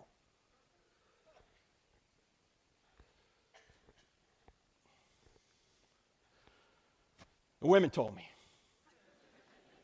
They're not making this up. There's even embarrassing details about Jesus in the text. Jesus is considered out of his mind by his own family who want to seize him and take him home. In other words, his own family thinks he's nuts. This is Mark chapter 3. His own brothers don't believe in him. How many people in here have a brother? All right, how many in here have a brother who thinks he's God? Yeah, you don't believe in him either, do you? Neither did James or any of the other brothers. He's called a drunkard. He's called demon-possessed. He has his feet wiped with the hair of a prostitute, which easily could have been seen as a sexual advance. And oh, by the way, notice 2 prostitutes in Jesus' bloodline, the Messiah's bloodline. Who are they? Rahab and Tamar. Tamar plays a prostitute. Now, do you think when Matthew decided to put down the genealogies, he said, you know what, I really think we ought to spice up the Messiah's bloodline a little bit. Let's put a couple of prostitutes in there. What do you say, Rahab, Tamar? No, that's embarrassing. In fact, there's a lot of embarrassing people in the Messiah's bloodline. Judah, from where we get the term Jew from, Jesus from the tribe of Judah, not a good guy. Jesus is the brother that sold his youngest brother, Joseph, into slavery in Egypt, and yet he's in the Messiah's bloodline. David, a man after God's own heart. Yeah, but he's a liar, adulterer, and a murderer. Gee, I guess there's hope for the rest of us then, huh? Bathsheba's in there. And when Matthew gets to her in the genealogy, he doesn't mention her name. What does he say instead? Uriah's wife. He's telling the truth, but it's a slam. You notice that? Uriah is the husband of Bathsheba, whom David had killed so he could have Bathsheba. They're not making this up. This is embarrassing. And then Jesus, the Messiah to the Jews, is hung on a tree. Yeah, according to Deuteronomy 21:23, anyone who's hung on a tree is under God's curse. Well, Jesus was under God's curse. What curse? The curse of sin. We put him under. But if you're inventing a Messiah to the Jews, you don't hang him on a tree. In fact, what are the 2 trees in Genesis? You remember? What are they? Tree of life, tree of the knowledge of good and evil. Fast forward all the way to the end of Revelation. Bible's very symmetrical. What's the tree at the end of the book of Revelation? Tree of life. You know there's a tree in the middle? The tree in the middle is the tree they hung Jesus on. Because we sinned at the tree of the knowledge of good and evil. The only way we're going to have access to the tree of life is if Jesus takes our punishment on the tree he was hung on, so we could have access to the tree of life. But if you're inventing this, you're never going to say that. In fact, Dennis Prager, you know who Dennis Prager is? Conservative Jewish man, radio author, Prager University. He says, the reason I believe the Old Testament's true is because nobody would invent such an embarrassing history of their own people. Well, my question to Dennis is, if the principle of embarrassment works in the Old Testament, why doesn't it work in the New? Because these guys wouldn't have made themselves look so bad if they're making it up. They're not making it up. One more of these, and that is excruciating deaths. And this is the argument that says that these men who were in a position to know whether Jesus had resurrected or not died excruciating deaths when they could have saved themselves by saying it never happened. Now, it's absolutely critically important that you recognize who these people were, the first believers and the people that wrote down the New Testament. You know who they were? All of them were Jews. The only exception is Luke. He's the only non-Jew. All the other writers think that they're part of God's chosen people. And there are two things they didn't believe. They didn't believe a man could claim to be God. That was blasphemy. And they didn't believe that a resurrection would occur to one guy in the middle of time. They thought everyone would rise from the dead according to Daniel 12 at the end of time. But they didn't think a man could claim to be God and resurrect from the dead in the middle of time. Yet that's exactly what they said happened. And they went to their death saying that. Why? What did the New Testament writers have to gain by making up a new religion? What did they get for saying Jesus had resurrected from the dead? They got kicked out of the synagogue, and then they got beaten, tortured, and killed. Last time I checked, that was not a list of perks. We're going to start a new religion. We are? Yeah, what's it going to get us? First we get kicked out of the synagogue, then we get beaten, tortured, and killed. Well, sign me up. What a great idea. No, I don't think they're making this up. In fact, they had every motive to say the resurrection did not happen, not every motive to say it did. In fact, my friend J. Warner Wallace, I don't know if you know who he is. He's a cold case homicide detective, been on Dateline more than any other detective because he solves murders decades old. He's also a Christian, and he took his homicide skills to investigate the greatest homicide of all time, the homicide of Jesus. And Jim says whenever he finds a murdered body, he knows there's only 3 reasons why that guy's dead. Not 1,000 reasons, there's only 3. There was either a sex issue, a money issue, or a power issue. Sex, money, or power. Those are the 3 things that can drive people to murder. As I mentioned earlier, those are the same 3 things that can cause any of us to sin. Why? Because those are good things, and we'll take shortcuts to get them. So Jim says that if you're going to say that the New Testament writers have invented all this, you got to find one of those 3 motivators. Let's take a look at them real quickly. Ladies and gentlemen, did the New Testament writers get real popular with the ladies for saying Jesus had resurrected from the dead? No, didn't get sex. Did they get money? No, they weren't 21st century prosperity gospel preachers. Did they get power? No, they got the opposite. They got persecuted. Paul had power when he was Saul persecuting the church. As soon as he becomes a Christian, he's the one persecuted. They didn't get sex. They didn't get money. They didn't get power. They're not making this up. Now, some people will say, well, do you have any non-Christian writers that talk about Jesus and the apostles? Yeah, they're all in chapter 9 of I Don't Have Enough Faith to Be an Atheist, but they're not eyewitnesses. And while they may corroborate what happened, they're not as good as the documents we have that we call the New Testament. In fact, if you think about people asking for non-Christian evidence, it's almost like they're saying you can't trust these people. If you think about that for more than 5 seconds, you realize how stupid that is. These people had everything to lose by saying it was true, not everything to gain. And then, why would they die for a known lie? You might at this point say, wait a minute, Frank, time out. If you're going to say that martyrdom in some way shows Christianity's true, don't you have to say that martyrdom in some way shows Islam's true? No. Why? Well, there's a lot of differences between the Muslim martyrs of today and the New Testament martyrs of New Testament times. But let me just give you one major difference for our purposes here. The Muslim martyrs of today haven't witnessed anything that tells them Islam is true. They just have faith. The New Testament martyrs of New Testament times, on the other hand, saw Jesus risen from the dead. They touched Jesus. They ate with Jesus. They verified Jesus had risen from the dead. Some people will die for something that isn't true, even though they think it is. Nobody's going to die for a lie they know is a lie. And the New Testament writers were in a position to know whether it was a lie or not, and they went to their deaths anyway. You can't get better evidence that unless you were there yourself. Now, the next thing I'm about to say, the last thing I'm going to say about this is going to sound like heresy for a minute for those of you that believe the Bible's inerrant like I do. But it's not. Just stick with me.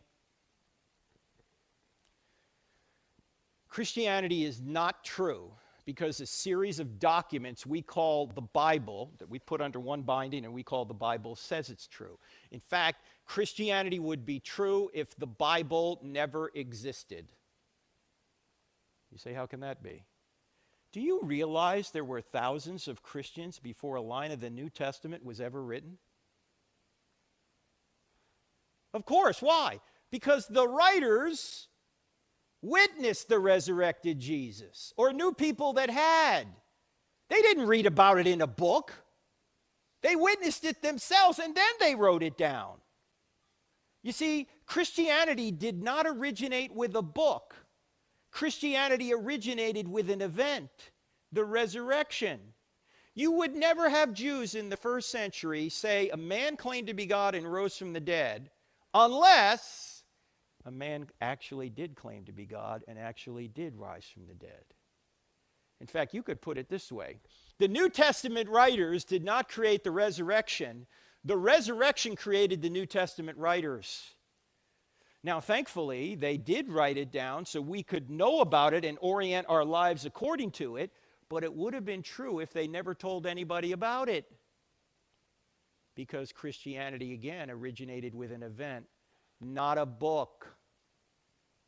So you might want to show people who are not Christians, there's evidence that Jesus rose from the dead, and if there's evidence that he rose from the dead and he truly is God, then we can trust what he says. Inerrancy is not a premise, it's a conclusion. The reason I believe the Bible's inerrant is because Jesus did. And I just think it's unwise to disagree with Jesus. By the way, there's more evidence we didn't have time to get into, like early sources, eyewitness details, embedded confirmation, expected predictions, Old Testament prophecy, extra biblical writers, and the explosive growth of the church. Really hard to explain how Christianity began on an empirical claim that could have been refuted by taking Jesus' body out of the tomb. The Romans and the Jews wanted Christianity to be squashed, and they could have done it if Jesus' body was in the tomb, but obviously it wasn't. All right, here's the overall argument. Does truth exist? If somebody says there's no truth, you're going to say, is that true? Does God exist? First argument. Cosmological. Second argument. Teleological. Third argument. Moral argument. Are miracles possible? Yes. One guy got it. All right. Yes. Miracles are possible. If God exists, miracles are possible. What's the greatest miracle in the Bible? Genesis 1:1. If that verse is true, every other verse is at least possible. Does it look like the New Testament writers are telling the truth about the resurrection?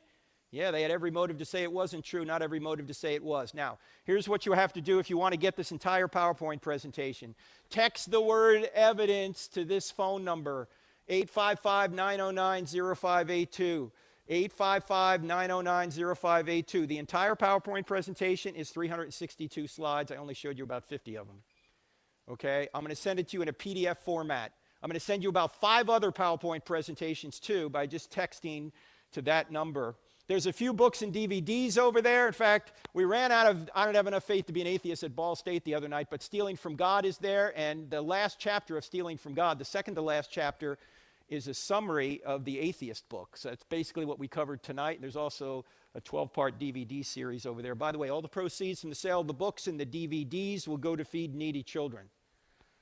Mine. Just so you know. I got 3 sons, so I need some help, all right? We're now teaching online courses. This week we're starting an online course called Life's Compass, Jesus, You, and the Essentials of the Faith. So if you want to go further into that, I'll be your instructor there. Just check it out at crossexamine.org. We're on YouTube, Twitter, and Facebook. In fact, we're so into YouTube, Twitter, and Facebook, we've actually combined these 3 into one social media platform. We call it UTwitface. Have you guys signed up for UTwitface yet? It's kind of a Jersey thing. That's where I'm from. We're also on Instagram and TikTok. The I Don't Have Enough Faith to Be an Atheist podcast, don't forget about that. TV's on Wednesday night. And if you don't do anything else, download the free Cross-Examined app. 2 words in the App Store, Cross-Examined. Not only does it have the podcast streaming, it has the TV show streaming. It even has a quick answer section in there. So you might be having lunch with somebody, and they say something that's wrong about Christianity. You're not quite sure how to answer it. All you need to do is take out your iPhone or your Droid and go, hey, hang on, I'm getting a text. Hey, what about this? It's right there. All right, it's true. So what? So what if Christianity's true? So what? Well, the best news of all, somebody actually did die for you. When I was in the Navy, I was in naval aviation, and we had to earn golden wings, which were fairly hard to earn. But there's nothing more difficult in any military, perhaps, to earn than a golden trident. That's what the SEALs wear. Very few people that start SEAL training make it through, maybe 5%. Those that do earn that trident wear it with pride. It is their identity. When Michael Monsoor was buried in Rosecrans Cemetery in San Diego, California, just about every Navy SEAL on the West Coast showed up for his funeral. And when they passed his casket, they took off their tridents and pressed them into his casket. They took their identity and put their identity in the one that sacrificed for them. That's what we're supposed to do. But you know, our culture says, oh no, put your identity in your political party, or put your identity in your sexual orientation, or sexual preference, or your gender preference, or put your identity in your bank account, or your vocation, or your boyfriend, or your girlfriend. Do you realize that none of those things are ultimate? If you put your identity in your job and you lose your job, what, you no longer have an identity? You put your identity in another person and they die or leave you, you no longer have an identity? You put your identity in your sexual preference and at one point you're no longer sexually preferred, you no longer have an identity?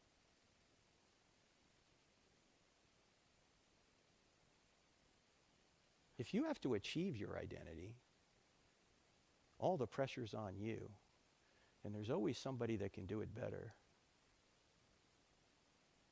No, in Christianity, you don't achieve your identity. You receive your identity. You simply accept it. The Creator that created you and then loved you enough to die for you gives you an eternal identity that you can't lose. You can lose just about every other identity you might pick. And ultimately, you're going to lose your life. The only thing you can't lose is Jesus, who not only died, but also rose again. Has everyone in here repented and accepted what he has done and asked him to come into your life? If you haven't, why wouldn't you? It's identity. And you don't achieve it, you receive it.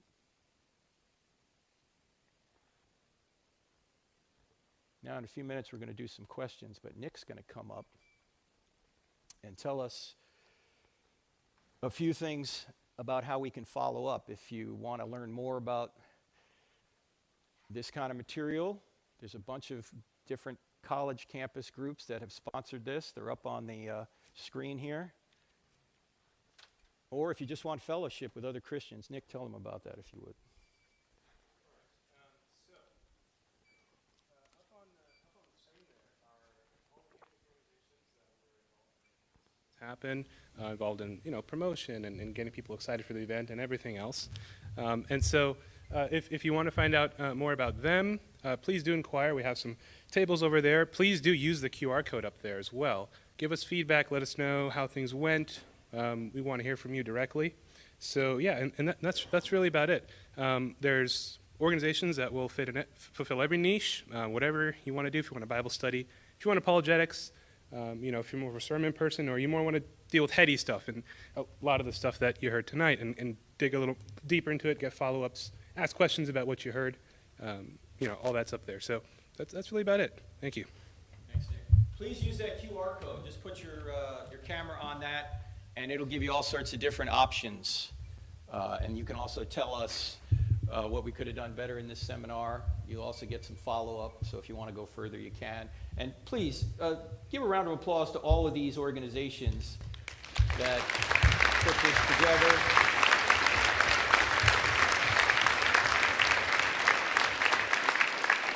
And you've got a bunch of them over here, so make sure you take a look at their material. Now, it's time for Q&A, and since no one likes to ask the first question, we're going to move right on to the second question. So come right out up here to the mic. You have to come up to the mic because there's people watching out there in internet land, and they will not hear you if you don't come up to the mic. We just need one person to start, and then everybody else will come up. This gentleman right here, Ibrahim? Ibrahim. Yep, we met earlier. All the way from Jordan, ladies and gentlemen, here he is. Yes, sir. Hey, by the way, if anyone wants a question after Ibrahim, just come up behind him now so we don't have to wait for somebody to walk across the room. Yes, sir, go ahead. First, I'm not here to say there is no God or there is no truth or the Bible is not real. I'm just some questions about what you said, especially about point 4, about is the New Testament true or not? Yes. And you mentioned about being embarrassed story, and they died for it. And I believe if you do that for all other religions, we can do that. For example, in Islam, because I grew up as Muslim, you will see a lot of embarrassing stories about Muhammad in the Quran, in the Hadith, and it was always mentioned that God was like telling Muhammad you were wrong, and kind of like what you did there is wrong, and it's embarrassing for him, and everyone was like kind of making fun of him because of that. You can see a lot of people died because following Muhammad, and especially at the beginning, a lot of them were killed and stoned, and you can go to other religions or mythologies, like Greek mythology, for example. You look at Zeus. He was the worst person I ever read about. And there's still some people who worship him. I mean, we can look at all other religions and we can say there's embarrassing stories. I'm not here to say the Bible is not real, but I just feel what you said could work on all other religions. You have to look at every claim on a case-by-case basis. So say if you go to Islam and you say, well, many people died for Muhammad in Islam. For that's God, true. not Muhammad. What's that? For God, not Okay, Muhammad. that's true, and people will die in battle for who they believe to be God, but they were not dying for a miracle claim. They were not dying for a man that rose from the dead, and they were not predisposed to believe it before he rose from the dead.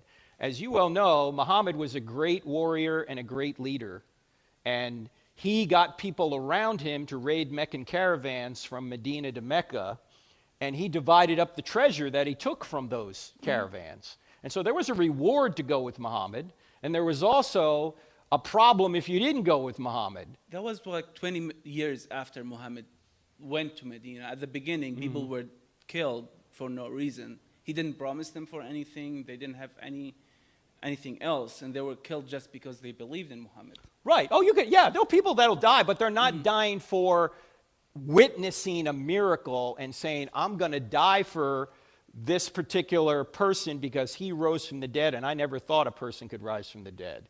And as you know, I didn't have time to get into this, maybe you might not know, but the Jewish believers in Yahweh abandoned so many of their long-held beliefs now to follow Jesus. They no longer obeyed the sacrificial system. They no longer were circumcised. They no longer obeyed the Sabbath. They no longer said you had to obey Moses. They pretty much turned their world upside down 180 degrees. They went from scared, scattered, skeptical disciples who ran away to become the most powerful, successful, peaceful, evangelical missionary force in the history of the world because they witnessed a resurrected Jesus. Not because they were involved in any kind of battle. In fact, they were killed for what they did. They weren't taking up arms. Muhammad's life was different. Muhammad was a military and political leader. Jesus wasn't. Other than when he went after the Pharisees for their bad policies. Jesus wasn't here to overturn the Roman government. He was here to overturn human hearts and have them trust in him because he was the one that could save them. Does that make sense? It makes sense, yeah, but what about the embarrassing stories about Yeah. Muhammad in the Quran, for example? Okay, well, maybe they're telling the truth. Maybe those things really did happen. And I assume there's much true in the Quran. But there's nothing in the Quran that's miraculous. In fact, as you know, Muhammad said, I don't do miracles, I'm just a plain warner.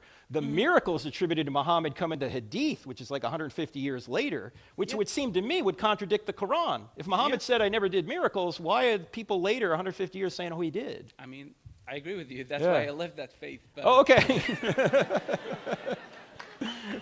Are you a Christian? Oh, yeah, I am. All right, I am, good. yeah. I just have more questions, but is it fine if I go back? Sure, yeah, absolutely. Absolutely.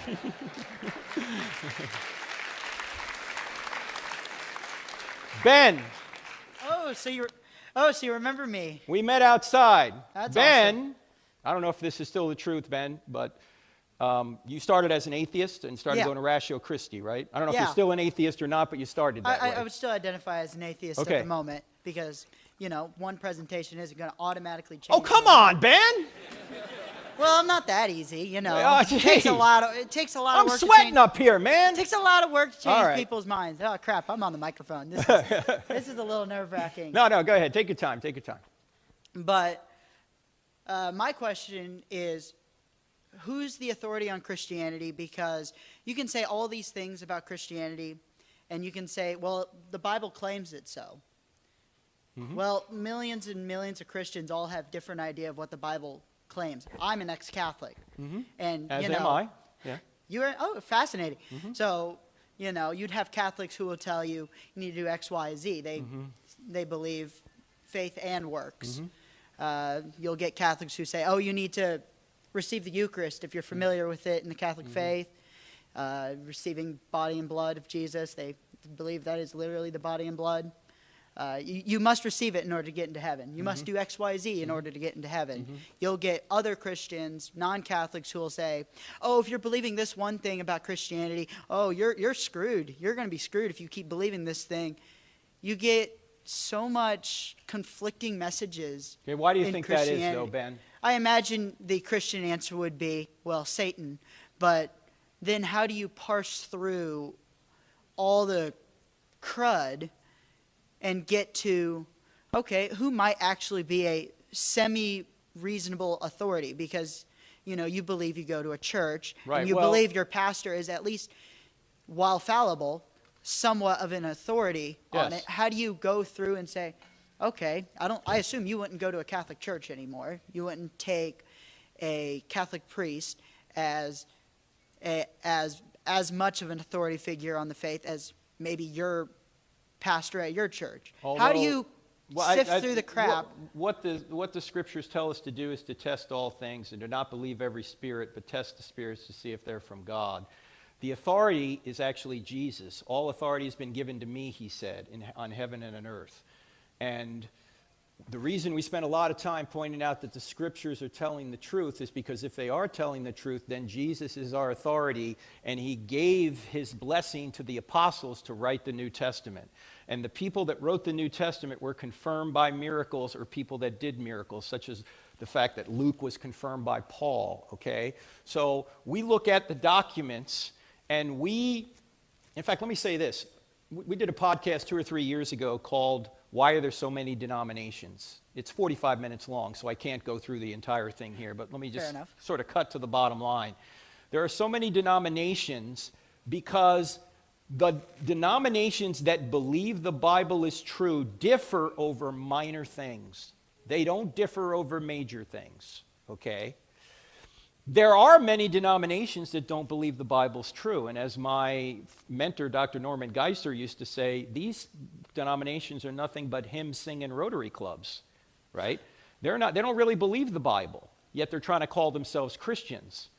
And I have a hard time when people call themselves Christians yet disagree with Jesus. Why do you call yourself a Christian if you're disagreeing with Jesus? On the essentials, they all agree. There is a God. You are not him. I am not him. We've all sinned.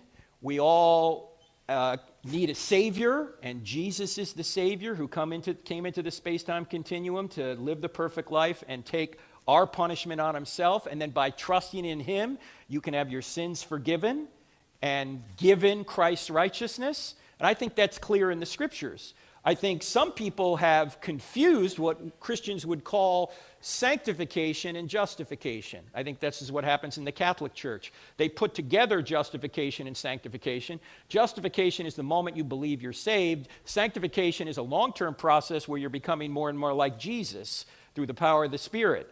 And sometimes I think people put those two together and say, well, you have to demonstrate good works in order to be saved. Works are evidence of your salvation, but they're not the cause of your salvation. As Martin Luther famously said, you're saved by faith alone, but your faith is not alone.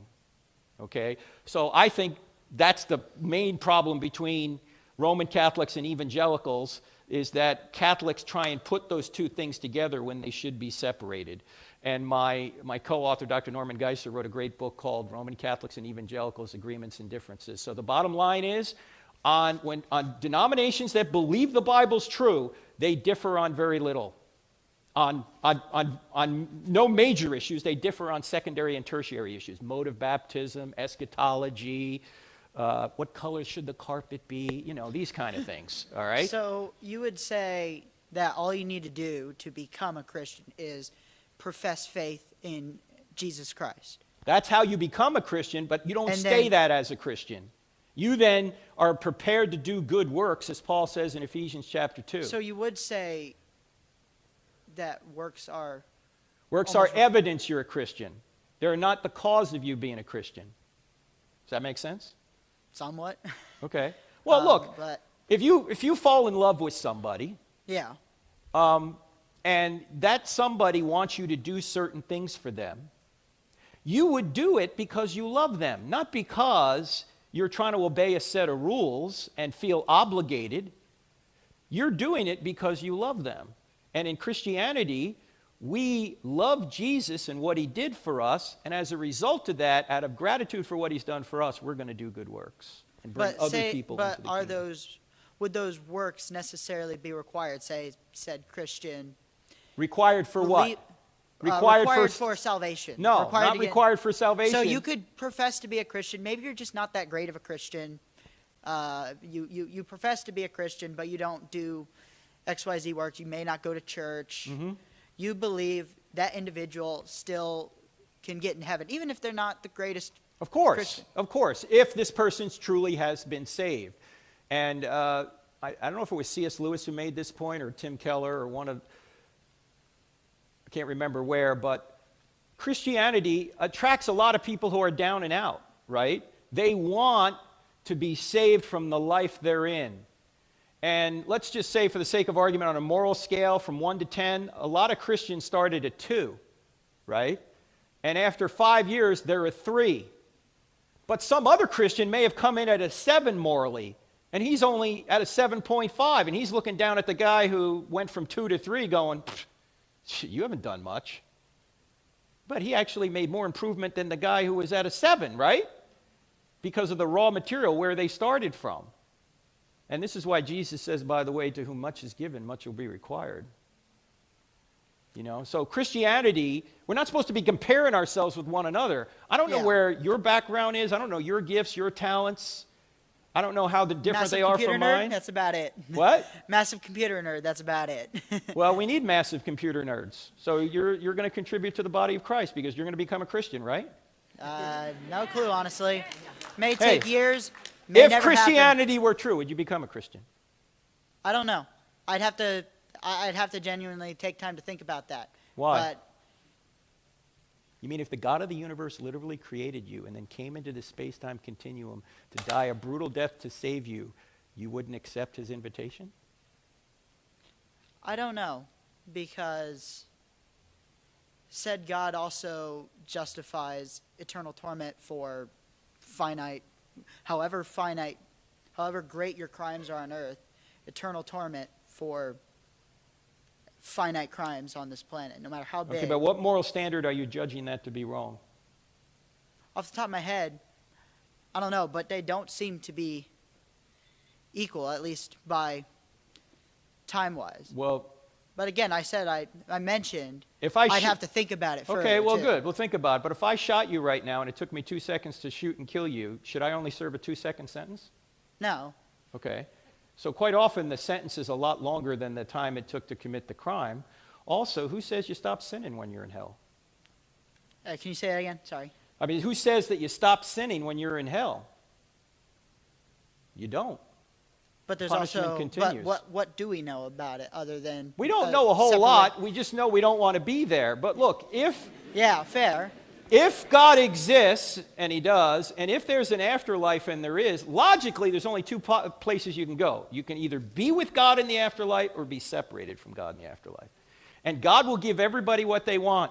Those that want to be with him will be. Those that want to be separated from him will be as well. He will not force you into heaven against your will. Okay. That's all the question. Hey, if I gave you a book, would you read it?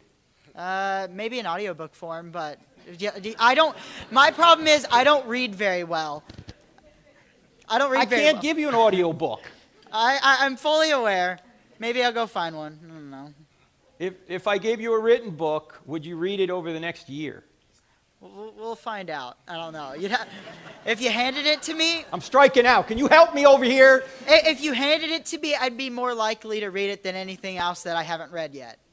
Is that going to be good enough? Yeah. That's good enough. All right, give him a book over there. Yes, sir. Yes, sir. What's your name? Can you hear me if I need to raise it? Yeah, raise it up. Yeah, go ahead if you can. Okay. My question what's your is... Name? Oh, Evan. Evan, go ahead. Yeah. Thank you so much for coming and speaking. So in Dr. Craig's book, On Guard, he kind of talks a little bit about how in America we have this problem where people are so used to the concept of God that they almost think that they don't consider what society would be like without him at all. Yes. And what I've experienced a lot in going and doing evangelism with my friends or in my free time is a lot of people, you can present the gospel to them or you can try and engage them in conversation about having a relationship with God or the gospel, and they'll just seem kind of uninterested. Mm-hmm. How would you, or they'll just say, oh, that's great, but that's kind of the end of their sentence. How would you engage someone who seems uninterested or doesn't really know why they need God, even if you present it to them? Like, what question would you ask them to kind of open their hearts to the idea of, you need this? Yeah, if I knew the answer to that, first of all, I'd be a billionaire. If I could get people to move from apathy to interest, and secondly, everyone would be saved. But you notice Jesus didn't get everybody to agree with what he said. People have free will, and they have reasons for doing what they do or don't do. I'm reminded of a class we had in the seminary where Dr. Geisler asked, what's the greatest problem in America today? Is it ignorance or apathy? And one student said, I don't know and I don't care. How do you get people interested? Sometimes you can't. So when I ask somebody if Christianity were true, would you become a Christian? And they hesitate or say no, or as Ben said, I don't know. There's 4 things I think you can do. Maybe there's more than this. And this is an opportunity for you to actually use different gifts rather than just logic. And that is, number 1, you can pray for them. Number 2, you can plant seeds every now and then that move people either away from their worldview or into the Christian worldview or both. Number 3, you can love them, which, as I said earlier, doesn't necessarily mean you approve of everything they do. And number 4, you can wait. Why wait? Because not everybody is going to be at the same level of spiritual interest throughout their lives. None of us were at the same level of spiritual interest at every point in our life, right? We're not. But what might happen in that person's life, something could happen that's tragic because it happens to most of us at some point. If that person's ever going to be interested, it's when a tragedy strikes, then your phone is going to ring and that person's going to be on the other end. They're not going to call their atheist friend when a tragedy strikes. What's the atheist friend going to say? Well, there's no rhyme or reason to life. This stuff just happens. No, they're going to call you a person of spiritual depth. When the student is ready, the teacher will appear. So pray for them, plant seeds, love them, and then wait. Okay. And of course, ask the question, if Christianity were true, would you become a Christian? And then if they say, well, no, I don't know, or no, you could say, why wouldn't you be interested in eternity? Certainly more important than the lifespan we have here. Yeah. All right? Thank you. Thanks, Evan. Yes, sir. Yes, sir. What's your name? Hunter. Hunter, go ahead. So we're going to turn that down just a little bit. Cool. Go ahead. I'm good? Yeah. Okay. So I know atheists with a stronger faith in nothing than believers with a faith in God. So you asked the question to some atheists, if they knew God were real, would they accept him? Right. Jesus' death for their sins, and they say no.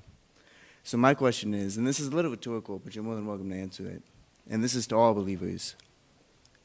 If you knew God wasn't real, or that Jesus had not resurrected, would you still follow his teachings?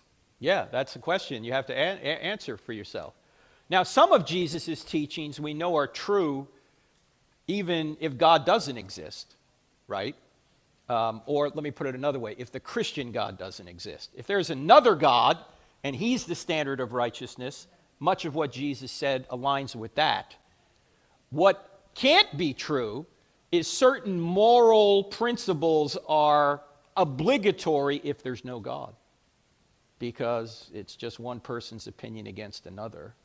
But Paul actually says, if Jesus hasn't risen from the dead, a Christian's faith is in vain, and we're to be most pitied among people. So, yeah, there's no reason to be a Christian if Jesus hasn't risen from the dead. Christianity is not centered on good social action. It's not centered on even love. You know what it's centered on? It's centered on forgiveness. That's what it's about. That we're to be forgiven, and Jesus is the means through which we're forgiven. And if that's not true, it's just another works-based religion. Make sense? Yeah. All right. All right, thank you. Thanks, Hunter. Yes, sir. What's your name?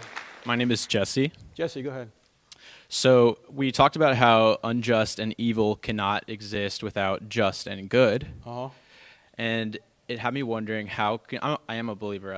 I'm thrilled by the chance to pick your brain. How do we know that good and what's just is from God rather than like a moral consensus?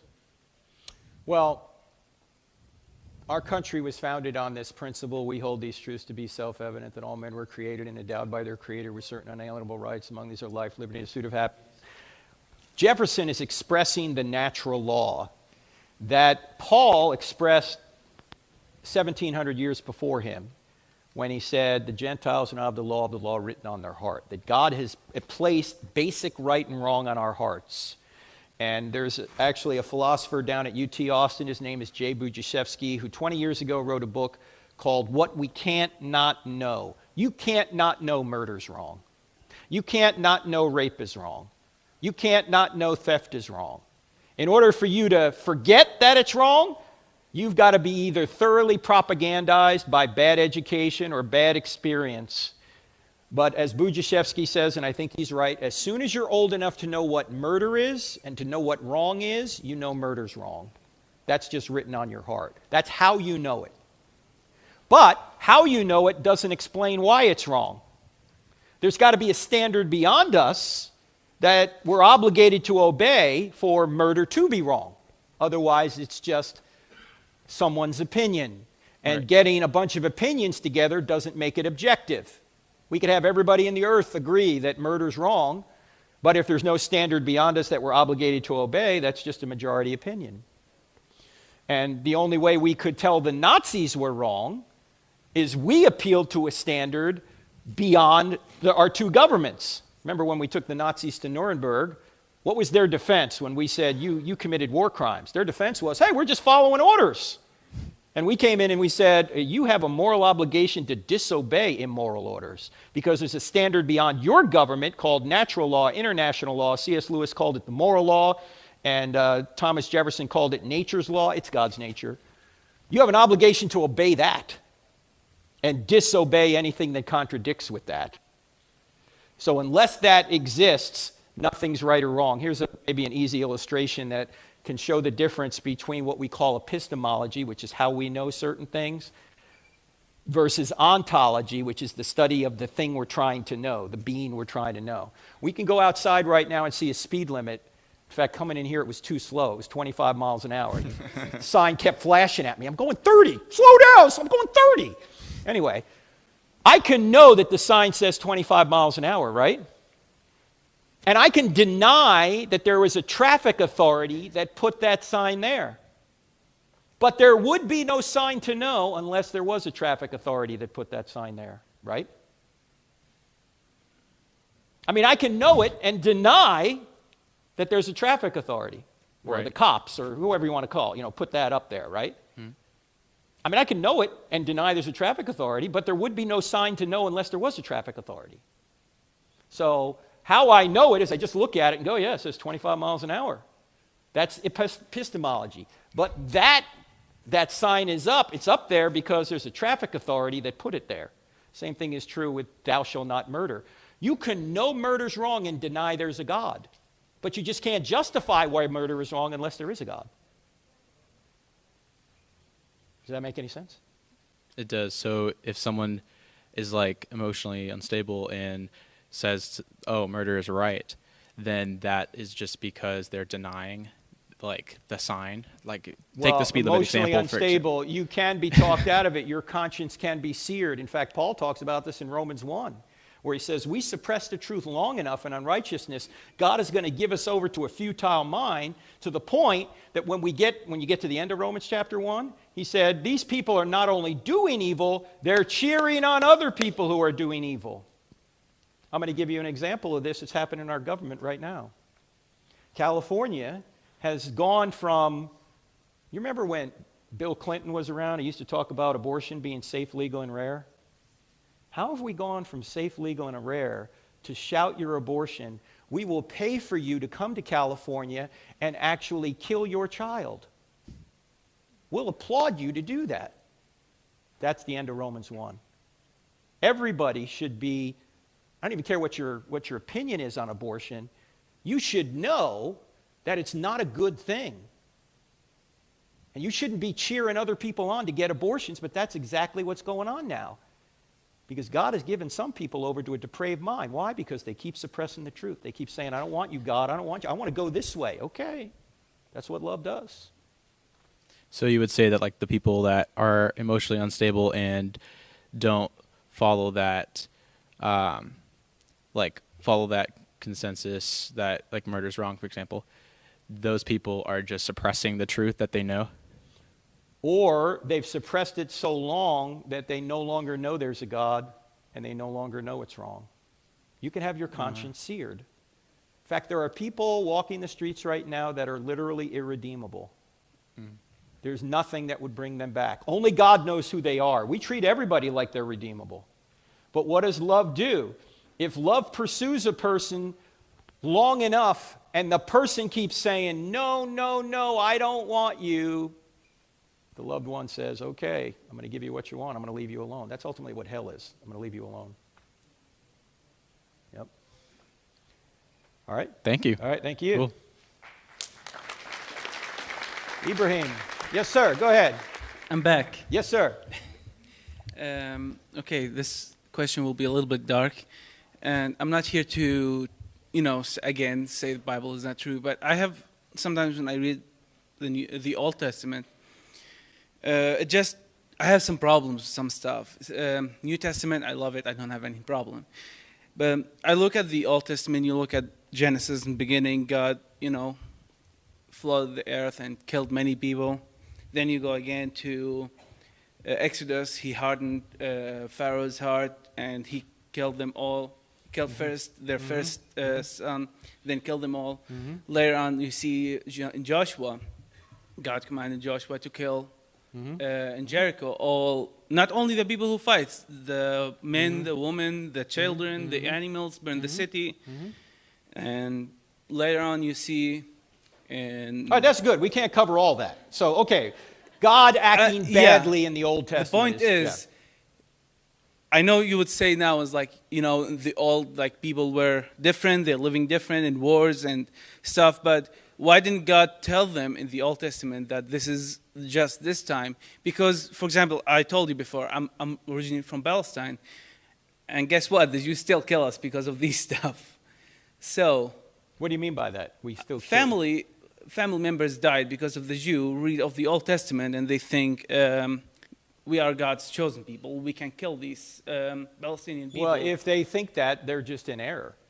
Because those commands in the Old Testament were for a specific time, for a specific people, to get the promised Messiah into the promised land, because those people had been conducting immoral acts for over 400 years. The Canaanites, they were sacrificing their children to Molech. I'm not telling you they were right. I'm not telling you they were right. But the difference between killing them to, sharing with them and telling them who Jesus is, I mean, why didn't God do that from the beginning instead of just, go kill them, instead of like send them prophets or send them, people to tell them what you're doing is wrong? Well, according to Genesis, let's talk about the Canaanites. God gave them warnings for 400 years. How he did that, we don't know, but they were warned for 400 years, and they had the moral law written on their hearts. They knew right from wrong. And it got to the point where they're sacrificing their children to the molten hot metal god Molech. They would heat this thing up and put their babies on it, the arms, and watch the baby sizzle to death. In fact, Plutarch, a Greek writer, talks about this. He said that the drummers in the town would pound their drums louder so the parents couldn't hear the screams of their children being sacrificed to Molech. I did read about that. Yeah, I know. Right. And so God said this needs to end, right? Yeah. And he wiped out, he drove them out, and there are two views on this. One view is, when he said kill everyone, that's what he meant. Just wipe them all out, get them out of the land. If they don't go, kill them. The other view is, this was exaggerated language to bring judgment upon them and push them out of the land, but not kill everybody. And one, Paul Copan, who is a Old Testament scholar on this, says, the reason he thinks it's exaggerated language is because in Deuteronomy 7, it says this, wipe everybody out. And then it says, and then don't intermarry with them. And you're going, wait a minute. If everybody's wiped out, how could you intermarry with them? And this was common ancient Near East language, exaggerated language to say you need to score a complete victory. But let's assume that's not true. Let's assume God said wipe everybody out, women, children, everybody. When God kills somebody, is that murder for him? I don't know. No, of course not. He's the creator of life. He can resurrect life. Look, if Christianity is true, people don't die, they just change location. They go from this life to the next life, and it's up to God when that happens. If he brings judgment on people, a group of people or individuals, and he will on all of us at some point, it's not murder for him. He's just taken us into eternity. And it wasn't genocide. Why? Because God did the same thing to Israelites. Do you remember when the Israelites came...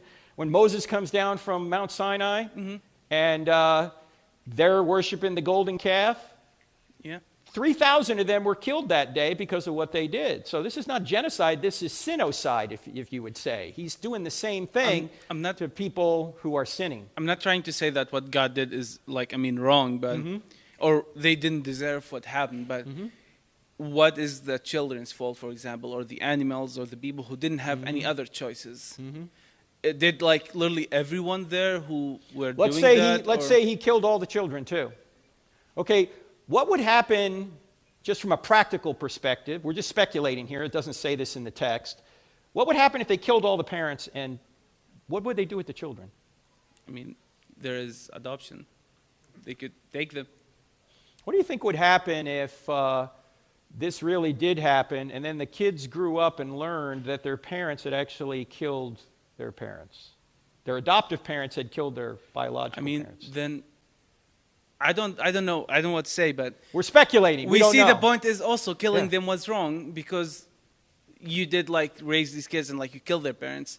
Why didn't you like, you know, I just means like God is much like he knows everything. Of course he does. Like why didn't he do something that is much better than killing? When you ask why did God do this and not that, since we don't have the complete mind of God, we don't know. We're speculating. Okay, right? But the thing again, I'm not saying that. And we're assuming a moral standard here, aren't we? Yeah. That it would be wrong for God to kill people when in fact we know that's not wrong. But because of this, many people are dying now. Because Why are they dying now? Because people are following what is written in. I don't, maybe I'm totally naive, but I don't know of any major group that's going back to Deuteronomy 7, where it says wipe out the Amorites or the Canaanites, and is applying that to people today. I mean, not because today, those but people don't exist. 1948. What's that? 1948. When the Jews entered the land, they killed.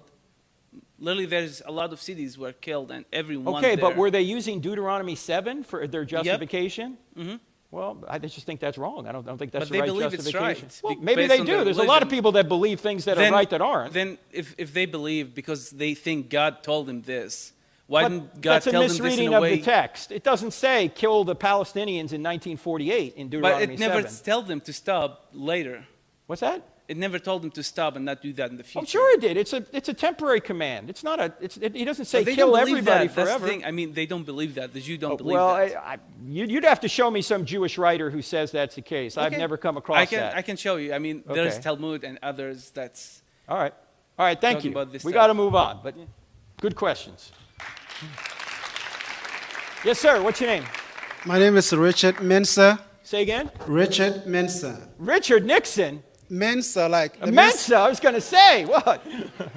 I'm originally from Ghana, West Africa. Yes, sir. Welcome. That's where the accent is coming from. So. Yes, sir. I mean, if we're talking about what you just said, I mean, the Quran tells us that we are najis. That we are what? Najis.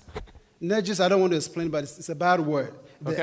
Anybody who is not a Muslim is a najis. Okay, we are bad people. Oh, infidels.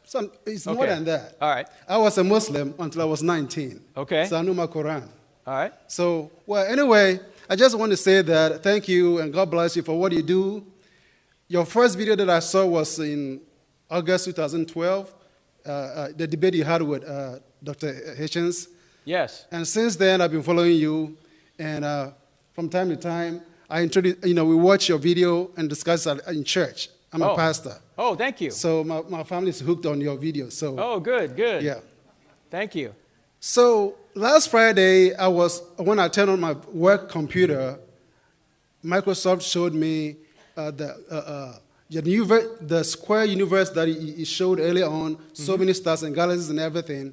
Now that got me thinking, okay, the description says something like, that square thing is like 63 billion or million times the size of the sun.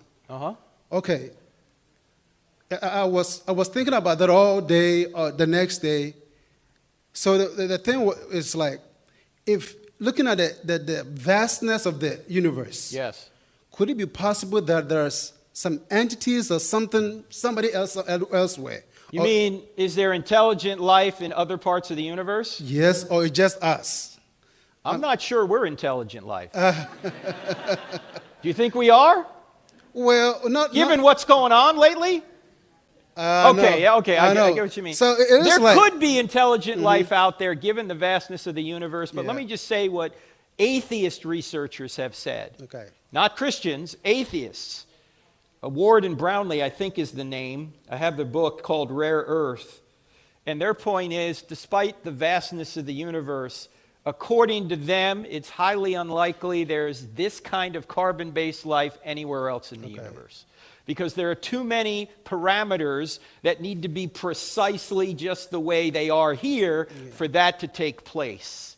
And just getting a planet that could support life doesn't get you life. Yeah. That's a necessary condition for life. It's not a sufficient condition for life.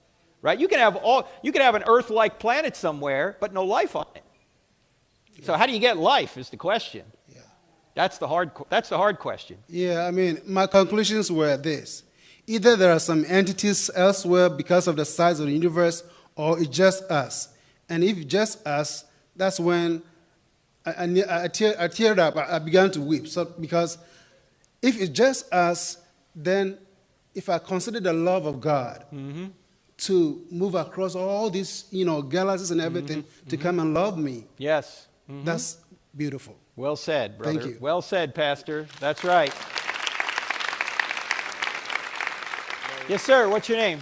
Josh. Josh, go ahead, sir. Okay, so... Just get a little closer to that mic if you don't mind. Which mic? Just tilt it up a little bit. Yeah, there you go. Sounds good. Thank you. Yeah. Okay, so I want to tell you a story real quick. A short one, right? A short story. Okay, go. Yeah, it's not made up, not at all. Yeah, I was talking to my friend, Joe Schmo, the atheist, and we were talking. Joe. Okay, that's ahead. crazy. And it was getting hot and heated, and eventually I told him that hell is eternal separation from God, right? And that's bad, and you don't want that. And he said, well, great, sign me up. I'm perfectly happy in my life without God. I'm satisfied, I'm happy. Hell doesn't sound so bad because I'm already separated from God. And he was like, boom, checkmate. I had no idea what to do. And he kind of has a point, like he's living a life without God, so why is hell so bad? Well, because hell isn't a place anyone wants to go. While you're separated from God, you're missing all of the love and goodness that comes from God. And you're not down there with your buddies hanging out. Hey, we're in hell hanging out. No, you're going to be separated. You're going to be alone. And there's going to be a certain amount of punishment called torment applied because that's what justice demands. But you're not going to want the alternative either. If you don't want Jesus, you want to be separated from him, you're going to be separated from him because God will not force himself on anyone. So are you saying that all love comes from God? Is that yes, God is the standard of love, and there's not going to be any love in hell. Even when, you've never interacted with God before and you've experienced love. Yes, because that's called common grace, though, Josh. His rain falls on the just and the unjust. God's grace goes out to everyone. And people who are not Christians can experience goodness in life. They can experience love. They can experience hope. They can experience plans for a future. They can experience all that. But I want you to imagine a place where there is no love, where there are no relationships, where there is no hope. There's just stone, cold, narcissistic self-absorption. That is Washington. That's California. No, that is hell. You're separated from the ultimate source of goodness and justice by your own choice, goodness and love by your own choice, and all you're getting is justice in hell. Thank you. All right. Thank you, Josh. Yeah. Yes, sir. What's your name? Jacob. Jacob, go ahead. So I just want to say I'm a STEM student here at IUPUI. I've been interested in apologetics for a very long time. It's actually what got me interested in science in the first place, back in 7th grade. And, in high school, it was easy to have conversations. Like, if the teacher makes a claim about, evolution, if the teacher makes a claim about evolution in high school, it was easy to address that and, speak up and say something. But as I've gone into college, it's gotten more difficult, and especially as the lecture sizes have increased, it's harder to speak out. There's more of a marginalizing feeling to it. I have to imagine it's much of the same within the academic community itself. What do you think could be done to address that and to get more scientists comfortable with, at the very least, espousing a view in intelligent design and not feeling like they're not part of the conversation if they do espouse that view? One thing you can do is get the book Tactics by my friend Greg Koukl, K-O-U-K-L. He has a section in there on what to do with a hostile professor and you're a Christian. What you never want to do is make using a war analogy here, a frontal attack on a superior force. okay? You don't want to attack the professor because he is older, more experienced, and he controls the microphone. He can shut you down at any minute. What you want to do is ask questions. Questions about why he believes what he believes. And some of the questions that Greg Kokel will say to ask are questions like, sir, what do you mean by that? And how did you come to that conclusion? In other words, what evidence is there for that position? And if, suppose someone says, well, life came here by natural processes without any intelligent intervention. Your question might be, first of all, what do you mean by that? Are you saying that life originated or subsequent life originated? The origin of life or subsequent life? What are you saying? You're saying origin of life got here without any... What evidence do you have for that? Because you know what the evidence is for that? Zero. In fact, it's going in the other direction. You listen to James Torr down there in Rice University, who is just a total bulldog. He's a nanoscientist, and he'll just stand up and say, nobody in the world knows how non-life can come, or life can come from non-life without intelligence. Nobody. It's way too complicated.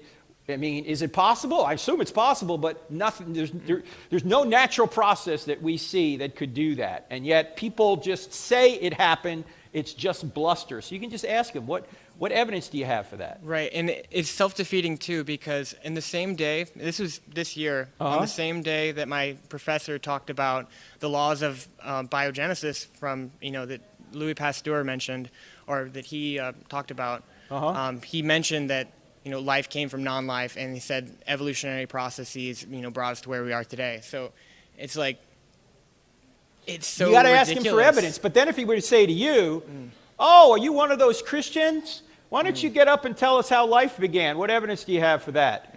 What you need to say at that point, don't take the bait. Say, sir, what my views aren't important. I'm here to learn from you.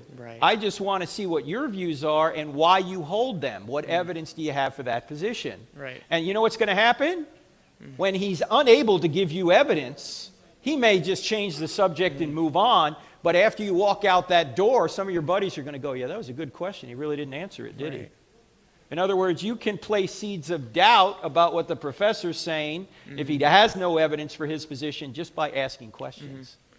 And on that note, you mentioned that, people are without excuse, and deep down, there's that evidence. They know there is a God.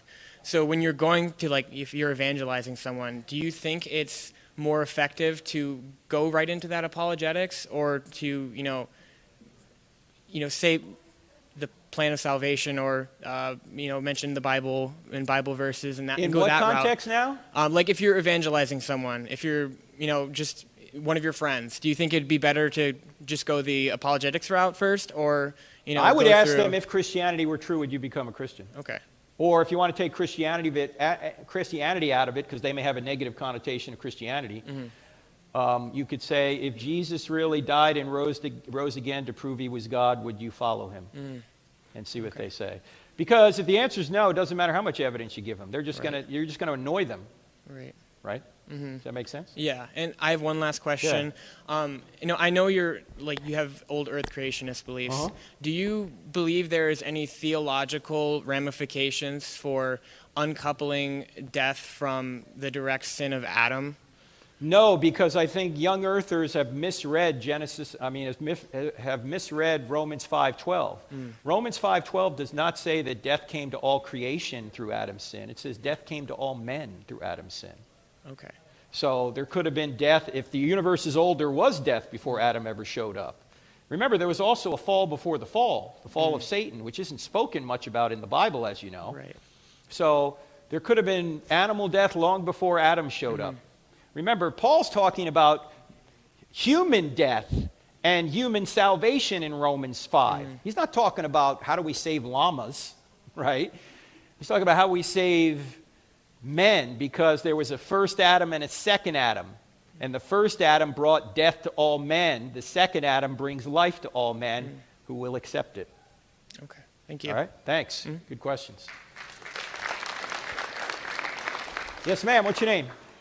My name is Frida. Frida, go ahead. My question is, I have two questions.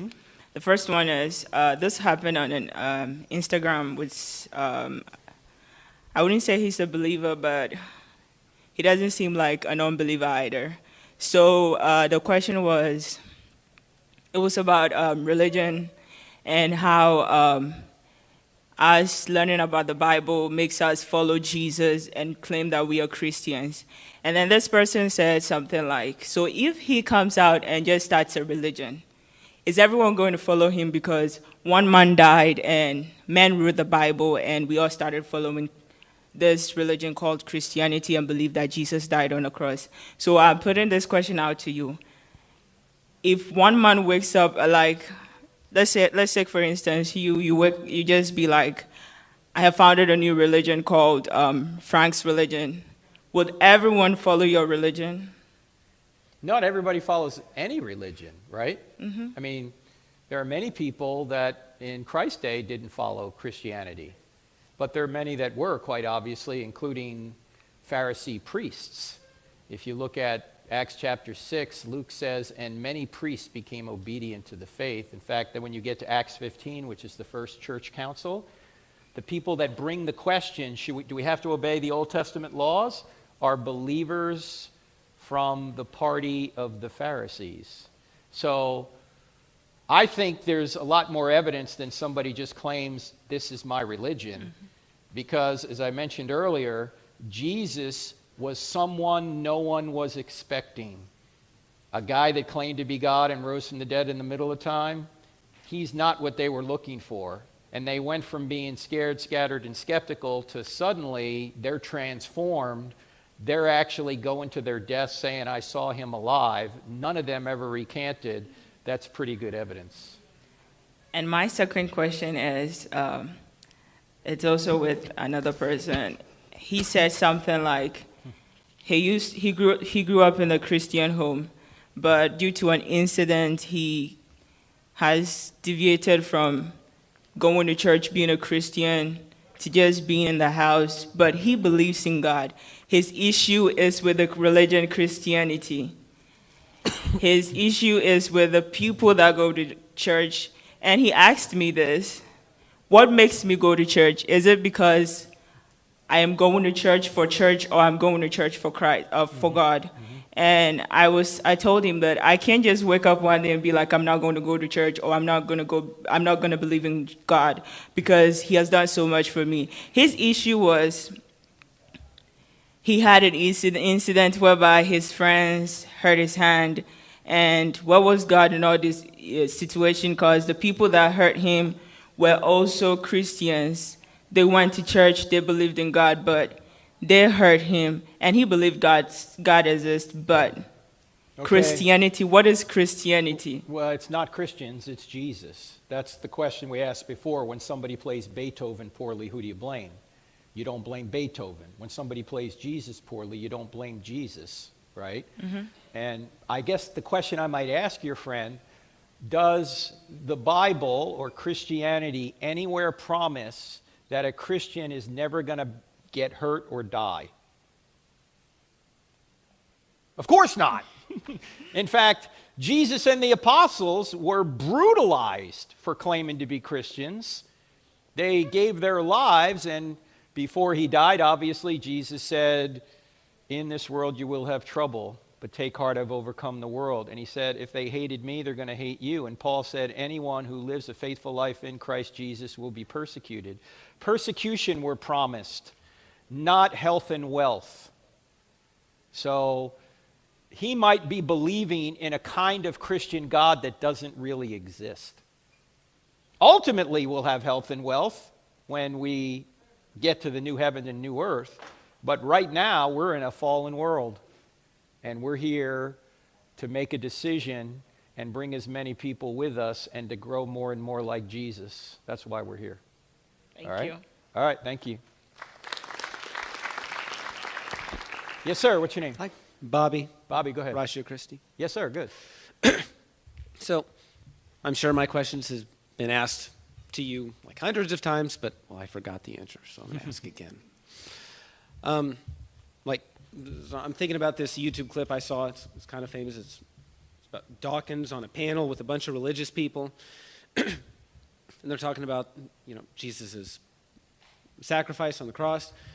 and they're talking about how it was done so that our sins could be forgiven. And Dawkins says, why not just forgive us? Like, why do you have to kill your own son to forgive us? Like, what? And then everyone says, well, you believe in forgiveness without, like, reconciliation or something, which, okay, well, that makes sense. But then, so here's my question. If you need punishment, if punishment is necessary, it doesn't really make sense to me to punish someone else for something that I did wrong. You know what I mean? Like the idea of justice or of fairness, like maybe you're think right. that those are two different things. It's not fair at all. But Jesus wasn't forced to the cross. He volunteered to go to the cross. It would have been unjust for God to force Jesus on the cross as a sacrifice. But since Jesus said, Father, is there any way you can take this cup from me? If not, not my will, but your will. And there is no other way. So he went to the cross voluntarily as our sacrifice. But when you think about this, when some wrong is done, someone has to pay. Let's suppose I borrow your car, and I smack up your car, and you go, I forgive you. Okay, you forgive me, but you still got to pay for the car then, right? You, not someone well, else. see, now you're asking. Now you want justice, right? Right? But somebody has to pay because somebody's out the car, right? I could pay for it, or you could pay for it, but somebody has to pay. If we just say, I forgive you, there's still a debt that's owed. And when it comes to an infinitely just being, God, he's not infinitely just if he allows unjust creatures to go unpunished. So he is forgiving everyone, but he still just wants it to be paid. Well, since he's the standard of justice, he has to have it paid. Otherwise, he's unjust. See, that's the whole point. So how does he pay it? He pays it. He doesn't ask us to pay it. He pays it. That's the unique thing about Christianity. You don't make your way to God. You don't put yourself in God's debt. He comes to earth and takes your punishment on himself. He's our substitute. Much more than our example. Yes, Jesus is our example, but he's more our substitute. He takes the punishment on himself because that's what justice demands. Does that make sense? All right, thanks, Bobby. All right, two more. Wait, you guys can't stay for 4 hours? What's going on? Come on. I'm sorry, go ahead. Final two questions. Yes, go ahead. What's your name? My name is Joshua. Joshua, go ahead. You're third Josh here. Joshua's wild. Yep. So this is more of an apologetics question. Okay. So it's like we've all seen clips, and you've obviously done it where you're on stage and people question you. They put you on the podium, and they're like, they want answers right now. How do you train yourself, or what are strategies used to fire back? Well, not really fire back, but, have the answers ready. Because I'm not a slow thinker, but, like, if someone asks me a question, I won't have the answer right now, but in, like, a week, I'll have, like, a 5-page paper for you. So how do you... Guess, when I first started doing this, I went to seminary in 1993. That's 30 years ago. And I started traveling with Dr. Geisler probably about 1996. And he and I traveled together probably for 5 or 6 years. We used to go around doing a seminar called The 12 Points That Show Christianity's True, which turned into the book, I Don't Have Enough Faith to Be an Atheist. And when you have a mentor, I remember standing on stage with him and someone would come up and ask a question and I'd go, I'm glad he's here. I got no idea how to answer that, right? But if you do this long enough, you're going to get the same questions over and over again. Every once in a while, there's going to be a wild one coming in there, but usually you get the same question over and over again. So you're never going to get good at anything unless you make an effort over a long period of time to get good at it. Nothing happens just immediately, right? So just practice, practice, practice? Yeah, you got to practice a lot, and you got to think, how can I answer a question like this in a short period of time? Most of the answers I give are not complete answers. They can't be. You got 2 or 3 minutes, right? All you can do is just kind of give a doorway to an answer, as John Lennox would say. So when you do this long enough, I've got slides here for common questions. In fact, I could have put one up earlier about the Canaanites, but it would take too long, so I just kind of went off the top of my head. Okay, here are some things to consider with the Canaanites, right? But if you do this long enough, eventually it'll become almost second nature to you, just like anything. everyone has different gifts to do different things. I mean, you can do some things that I couldn't even get close to doing, and vice versa, right? We all have different gifts and different talents. And so it just takes a lot of time and a lot of practice, and you'll get similar questions over and over again, and you'll be able to do it. Thank you. If you study long enough. All right? All right, thanks, Josh. Yes, ma'am, what's your name? Hello, Dr. Turek. My name is Geneva. Say again? My name is Geneva. Geneva, go ahead. So I've watched you for a long time. I've heard most of the stuff you had to say in your presentation and stuff, but I've heard a lot of new things when you've been answering questions. So I've got a couple things to ask. First thing is about, like, you have the moral argument for we have the law written in our hearts. Well, where does this law come from? It comes from God. It's written, like, it's a standard above ourselves. Well, how is it that it, like, the standards are what they are? How is that how God is? And, like, how is it the Christian God and not some other God? Like, are we just lucky that the creator of the universe, just happened to believe that murder is wrong and adultery is wrong and all that stuff? Yeah, okay. Basically, you're asking the question, is God's nature arbitrary or is it essential? And Christians believe that God's nature is essential, that he couldn't be any other way. He is the standard of goodness, the standard of justice, the standard of righteousness. He is the standard. Now, you may have heard some people talk about a so-called dilemma called the Euthyphro dilemma. I don't know if you've heard this. It comes out of a Plato dialogue where Plato asks the question, or the characters in the Plato dialogue say, does God do it because it's good? In other words, God looks up at a standard and goes, oh, that's good? Okay, I'll do that. Or is it good because God does it? In other words, he just arbitrarily says, well, today murder is bad and love is good, but he may change that another time, right? He's just arbitrary. In that case, then why do you need God? God's just arbitrary. Why don't we just make up our own morality, right? And if God has to look up to a standard beyond him, then you still don't need God. Either way, God's irrelevant according to this so-called Euthyphro dilemma. The problem with the dilemma, it's not a true dilemma. A true dilemma is A or non-A. Those are your only choices. In this, there's a third option. This is A or B. Maybe there's a third option, C. There is. God doesn't look at a standard beyond him and go, oh, that's good, I'll do it. If that were the case, this being wouldn't be God, that being would be God. And God isn't arbitrary. He just doesn't make stuff up and go, well, today murder is bad and tomorrow it might be good. No, God is the standard. There's not a standard beyond him, and he's not arbitrary. He is the standard. See, the buck has to stop somewhere. It stops with God's nature. So you can't get beyond that. You can't say, well, why does God exist? God just does exist. He's the self-existent, eternal one who is just, who is loving, who is righteous, who is all-knowing. He is that being, that perfect being. So he just is. He just is. That's why what happens when Jesus says to the Pharisees in John 8, before Abraham was born, I am. What happens? What do? They picked up stones to stone him. Why? Because who's he claiming to be? God. He's claiming to be Yahweh. This is a quote from Exodus 3:14, the burning bush. Do you remember when God appeared to Charlton Heston? You remember that? You didn't see the Ten Commandments? Moses says to God, who should I tell the Israelites you are? And God says, tell them I am sends you. What does I am mean? The self-existent eternal one.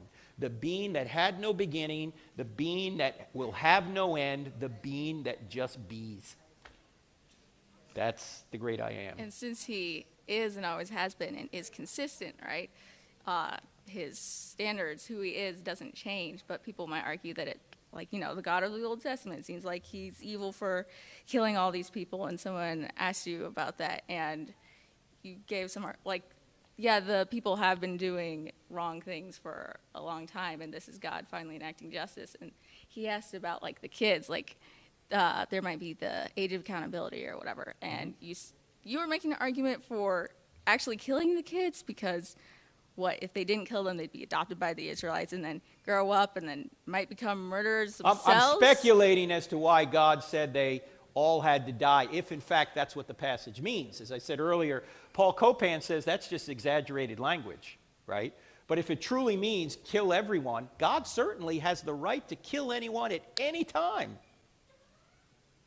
He's God. He can resurrect us. And if Christianity is true, people don't die, they just change location, right? They go from this life to the next life. Why can't you use that logic for a murderer, though? Because we're not God. You didn't give life, you don't have the right to take it. No, we're not the creator of life, and we can't resurrect life. God certainly can. So, and when God kills somebody in the Old Testament, these are all judgment. This isn't, you know, they didn't do anything and then God kills them, okay? These are all judgment. And the reason you tend to see more judgment in the Old Testament rather than the New, well, first of all, I would say you do see plenty of judgment in the New. Mm-hmm. I mean, hell is really introduced in the New, but let's look at the Old for a second. How many years does the Old Testament cover? Thousands of years. There's a lot of time to mess up. How much time does the New Testament cover? About 62 years. But you think there's more judgment in the New Testament? What's that? But you think there's more judgment in the New Testament? No, I'm saying there is judgment in the New Testament, but the reason you see more judgment in the Old Testament is because God's tracing the bloodline of the Messiah for thousands of years. Let's just say from Abraham to Jesus is 2,000 years, right? And before Abraham, we don't know how far back Noah was.